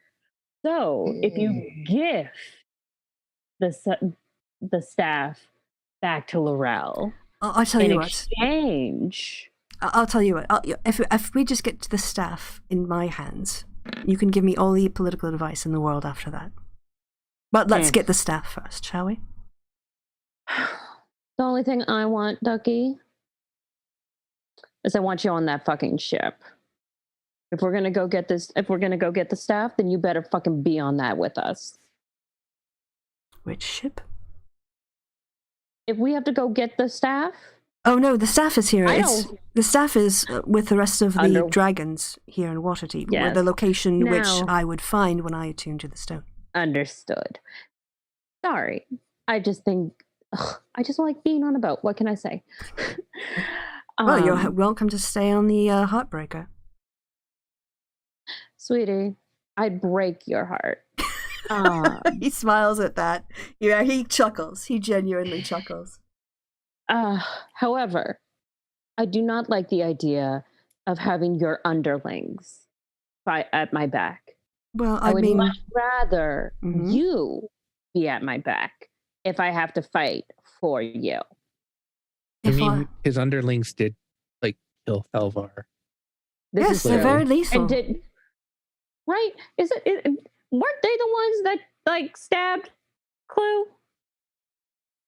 I'm pretty sure that was Felric, and she points down. Oh, no, it was the Solion, who's the psycho anti-elf killer. Yeah. But Who stabbed Clue? Yeah, Yeah. Oh, okay. because you guys were chasing So- the person hunting the elf killer, Oh, and that's yeah. so yeah, we kind of have a history with your people. So I would much prefer, and she kind of smiles, if you were at my back, sweetie, than if one of your people who tend to try to kill mine were at my back. It's Well, just that interesting. one. Yes, Felric Sorry, has you're not helping. gotten on with Hibara quite well. I know he's done some reconnaissance for her. Yes, but what Yes. about Thelvar? Here's the thing, Miss Mara. It's interesting that you think you have a negotiating position. But these are my terms. I bring my people, or I use my people. If you want me there, I can certainly come along. But I am bringing my people with me, and I will take nothing with me except the staff. Fine. You can bring your people, but you have to be present. Right. Because if any of your people decide to turn coat and hurt mine, I'm hurting you. I would hurt them before you had the chance. And he looks deadly serious. Like, Then that's what I want. terrifying. Yes. I would probably actually beat them half to death and then hand them over to you. I Fine. assume a 7 has Hibara believe that. Oh, yeah. She would believe that. Yeah. If anyone else, he is not at all kidding. If one of his lieutenants or underlings disobeyed a direct order that harmed his personal interests, he would do exactly that and not have any. He would kill without thinking twice about it if it was the political calculation that was needed to, like, fix the situation. If his honor was on the line, he would beat him half to death, or her, or them, and then drop them off for you to finish off. All right. And walk away. He'd been betrayed. You also know this about him now. If you betray him, he will fuck you. Yeah. So I mean, isn't that what he wants to do anyway? he would. The penetration would be with an actual physical metal sword this Yes. time around. He didn't get to run Luskin by being a softie. He did get it by being fucking too- crafty. Uh-huh. He's finally going to pipe up again and go, okay, I don't like this guy anymore, but he's got a point. We're going to have to make a deal to get this done. And yeah. Oh, night. You're getting bored, aren't you? No, just. Oh no, thinking she was about talking the to her dogs. practical- She was talking to her dogs. No, I'm not. The dogs are not in the Oh, house. I thought you were talking I to your have no- dogs. Okay. I have no She fucking clue. did say night. I did. I was talking to I was talking to Perry. Okay, my The dogs are apologies. I have no fucking clue where the dogs currently are. I really hope that they're in the yard. Anyway. Perry's going to say, no, it's not so much getting bored, just the practicality of this. We're going to have to work with him. He's got unwanted power over us. That's politics, is it? Oh, I'm sorry, he's British now. Sorry. That's politics. Back to being British. Yeah. I mean, the only way we can get around it is if we pull a Stalin on a Hitler, and I'm not really ready for that. I honestly, other than the fact that you're not going to get paid as much as you'd initially thought, I don't really see how I've wronged you in this situation. Other than, okay, yes, I admittedly deceived you, but on the other hand, I had to deceive everyone in Waterdeep. There's a reason why I run the Sea Fair, which is it gives me a good excuse to move from city to city. This is part of my job. It's not personal. If you were a spy, it would be the same thing. I'm just grey market influencer. It's the game, the grand game of Yes. deception and politics and all that stuff I really hate. Well, if nothing else, I can definitely set you up with Luskin beer and pull some strings with the guild masters if you'd like to feature it here. That yield haunt would make you stand out from the other brewers in town. I'm not an What's the unreasonable man. catch? I'm not. Look, I understand your feelings are hurt, and your reputation is very important to you. I didn't fully appreciate that before. This is not about feelings. You're offering me something, and I want to know the fucking catch. The catch You're a is we turn pirate! over the staff without getting paid up front or in The exchange. We get the beer and the license Well, to you sell get- it now. You get to be the heroes, you get to return the money to the city, you probably That's get what that some sort of matters. reward. You had a case, didn't you? This was going to look very good for Hibara. If I remember, I was called to testify in that case. He didn't need me. Spent the afternoon outside the tavern, waiting to be called as a witness. Mahara, the catch is there is a green dragon in the area, and we are handing our accomplice here the power to remove the city's protection from said dragon. What's he talking about? That's Stupid staff. I moved on. I've given up on that. If he wants the fucking staff, he can fucking have it. I was more concerned about It's very reasonable. Don't start. I wanted to know what the catch was about the ale. Yes, I would love to serve the Luskin, Yes. the Luskin beer. It's a good here. faith gesture to show that I am not the bad guy here. You're still a bad guy. Well, I am still a bad guy, but Just I'm not. the bad guy. Yes, there are many bad guys. I'm not the bad guy. Okay. In many anyway. ways, we can have a very profitable relationship. I'm a businessman. You run a business. I mean, at least with the Luskin ale, we can get that 5,000, 50,000 gold, was it, back? Oh, Which just take us a long time. Oh, see, that was it. I'm not going to pay you anymore.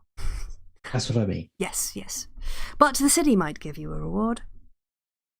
Anyway, we're moving on. Where the fuck did I put that? And of stupid course, ass- you'd be welcome stone? in Luskin. You would always be welcome. I would make sure that your safety was ensured in any areas where I had influence.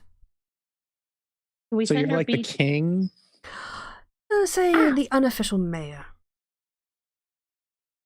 dictator? No, hardly. Have you ever tried to be a dictator of pirates? It's like herding cats. So you're like a pirate king. Pirate king. Again, I'm a little more on the, civic side. I don't have that kind of dictatorial haven't- power. I have influence. You I haven't have met friends. many dictators. There are some that are really, really funny. Some are definitely like herding cats, especially within their own stupid parties. Yes, and you would have my eternal gratitude and could call on me in the future. Eternal gratitude does not pay the fucking bills, but that's okay. Actually, it does in my line of work. If you get jobs thrown your way.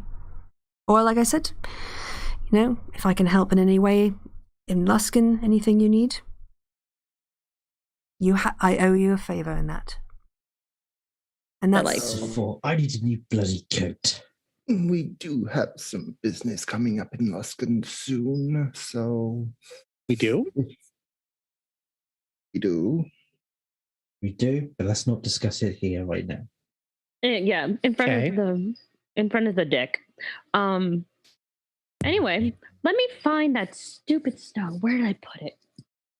Look. Did I put it in? But, yes, as I was saying. Did I leave it at the have some- bar? No. And she reaches around and somehow pulls it out of her dress. God only knows where the fuck the pockets are. And she shakes One it up. moment, Mara. But As I was saying, we do have some upcoming business in Luskin. If we can count on your aid while we are there. Sorry, I was going to go. I'm so used to doing it with a French accent. Naturally, look, at the end of the day, if I ever betray you, you can go to Laurel with the full story.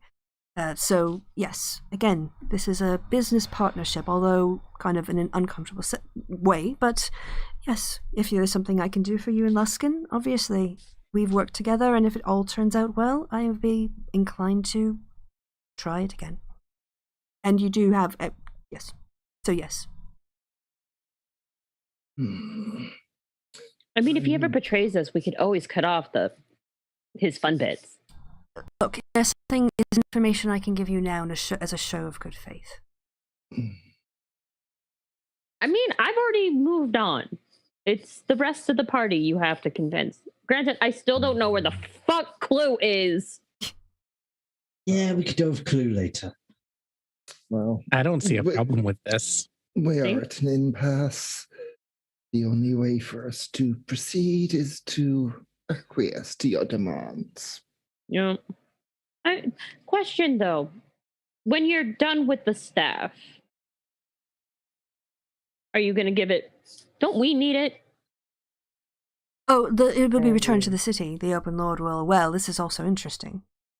Give you a little behind-the-scenes drama of Waterdeep, and he sort of leans forward, like he's really excited about this. He's like, I don't know if you know, but Laurel Silvermane had a relationship with a man who later went on to have a relationship with Vajra, Jafar, the black staff, and then shortly after, he's the one who actually created the staff.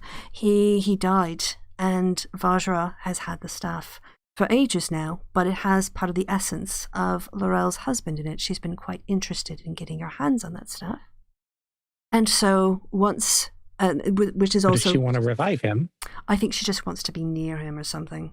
I don't think he can be revived, but I think part of his essence is there, and Vajra won't give it back. So, look, Laurel is going to win out of this. She's finally going to get the staff back. I will become part of the Lord's Alliance. You will be the heroes. I know it's not exactly what you had in mind earlier, your plan, but really, it hasn't changed that much. And you act like we want to be fucking heroes. Ugh, being heroes is boring. So being heroes means we get to kill the bad guys. Yeah, but you can be. I get paid for it. All right, fine, whatever. Yes, and if you would like some work thrown your way, you can always use reliable adventurers.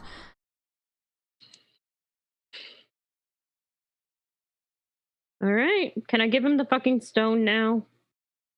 Thelvar, I'm not sure if you're convinced. Would you like a good faith show from me first and provide you with some information that might be of use to you? Without any conditions before I even touch the stone. And what do you propose? What? I don't know what you would like to know. You said you had some work in Luskan. And something coming up. Is there anything on that you would like to know about? Not right now. All right, well, the invitation remains open. Very well. If you wouldn't mind, if I'm going to have to attune for an hour, I would like Felric to stay with me. He's going to be downstairs and bored otherwise. I'm sure we can give him Thelvar, and hopefully they won't kill each other. I presume you'll be staying with me. You won't leave me alone with the stone, so if that's all right. Oh, don't worry, I'm here with you. You are. And if Eddie noticed, she's pulled out a handful of iron dust. Okay. She's just been standing there now, technically behind him. All right. With this handful of iron dust. He pulls out a stone and he's like, Felric, come upstairs to the conference room, and closes the stone again. He's got a flip stone. Yeah. Oh, I didn't know they made flip stones. Yeah. Do you think I could get one with a touchpad? I could probably set you up with the provider I used, yes. I mean, the touchstones are like little pebble stones, but yes. Oh, they went. Oh, did they seriously? Like they're only the small ones. They haven't gone to big trees yet. Oh, that's suckage right there. All right, Felric. Sorry, yeah, go ahead.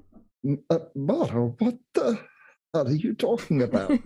Pulls out their own flip sending stone. I've got one right here. I've had it for weeks. Wait, you've been hoarding that?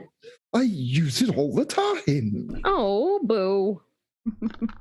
There's an audible thump as Perry's head meets the table. Yeah, Jarlaxle is sort of like looking slightly bemused, like, how did you guys get this far? Well, normally clues there. Which sometimes makes things better. All right, Felric. No, it doesn't. Felric, I guess the question would also be like, did Felric ever tell Jarlaxle that Hibara said we just kind of fail into these sort of things? I'm sure he did. Okay. Yeah, yes. No, I mean, I can metagame this later, but yes, we can talk about that more. Because she definitely had told him that, like, in stream. Yes. Back when what's-his-face tripped on the roof. Oh, he saw. I mean, he would have reported what you guys did with, because he was there when you met, what was his name? Baddie that you killed in the street. Floxen. Urstel Floxen. Yes. Yeah, he was there for that fight, so he watched all that mess go down. Yep. And he reported that was the cleanest fight we've had. God. Oh yeah, all that got reported back. But anyway, Felric comes in the room, and Jarlaxle just sort of motions for him to have a seat. He reaches forward to pick up the green Stone of Golorr, and that is where we're gonna sit back. And goes, wait a second, And she like opens the jar and like pulls it out Oh, and, okay. and like is petting it and goes, "Okay, Mister." Like, and then all of a sudden her pitch changes again because she was talking like very good. "Okay, Mr. Stone, we have the funky drow dude here. I don't remember his name and nor do I care anymore. But it's okay. I'm gonna give him over to you, and you're gonna tell him all the shit that you refuse to tell me because you're a mean stone. But I love you already. Okay, all right." And then she puts it on the table and scooches it over. "Be a good stone." Pat, pat, pat. Okay. He reaches with his Yeah. drow hand. Yeah, sorry, is Thelvar going to do something? Yeah, Thelvar's going to get on there sending stone and just like send a message to Jarvis. If you see Clue, tell him to get his butt up here. Okay. He reaches forward his, now drow hand to pick up the stone, and that is where we're going to leave it off for this week. With a bar of dusting. With a bar of dusting it. And she starts, as he reaches forward, there's a dusting of metal fillings, and Felric like sort of looks startled for a second, looking at you, wondering if you're casting some sort of spell at him. And That's what you get, you dick. that's where we will leave that. So, And Perry didn't get to ask, are we still inviting him to the Chaos later? What? We can deal with that next section. What chaos? I'm confused. What? Yeah, The necromancer. The necromancers. Oh, no, fuck him. Like, fuck him with a rusty spoon. I've been holding on to that since the start of the campaign. This whole time has been really fun playing Zardos. Knowing the whole time he was There's a Starlaxle. big secret. Like, fuck him with a rusty spoon. He can eat a dick.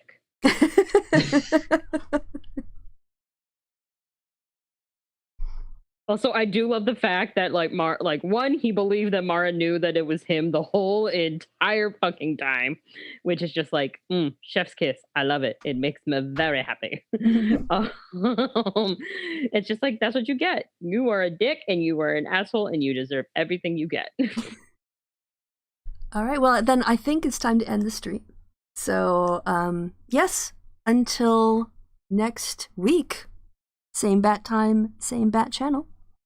It's goodbye from me and goodbye from the party. So, say goodbye, party. Goodbye, party. Bye, party. They did the bit.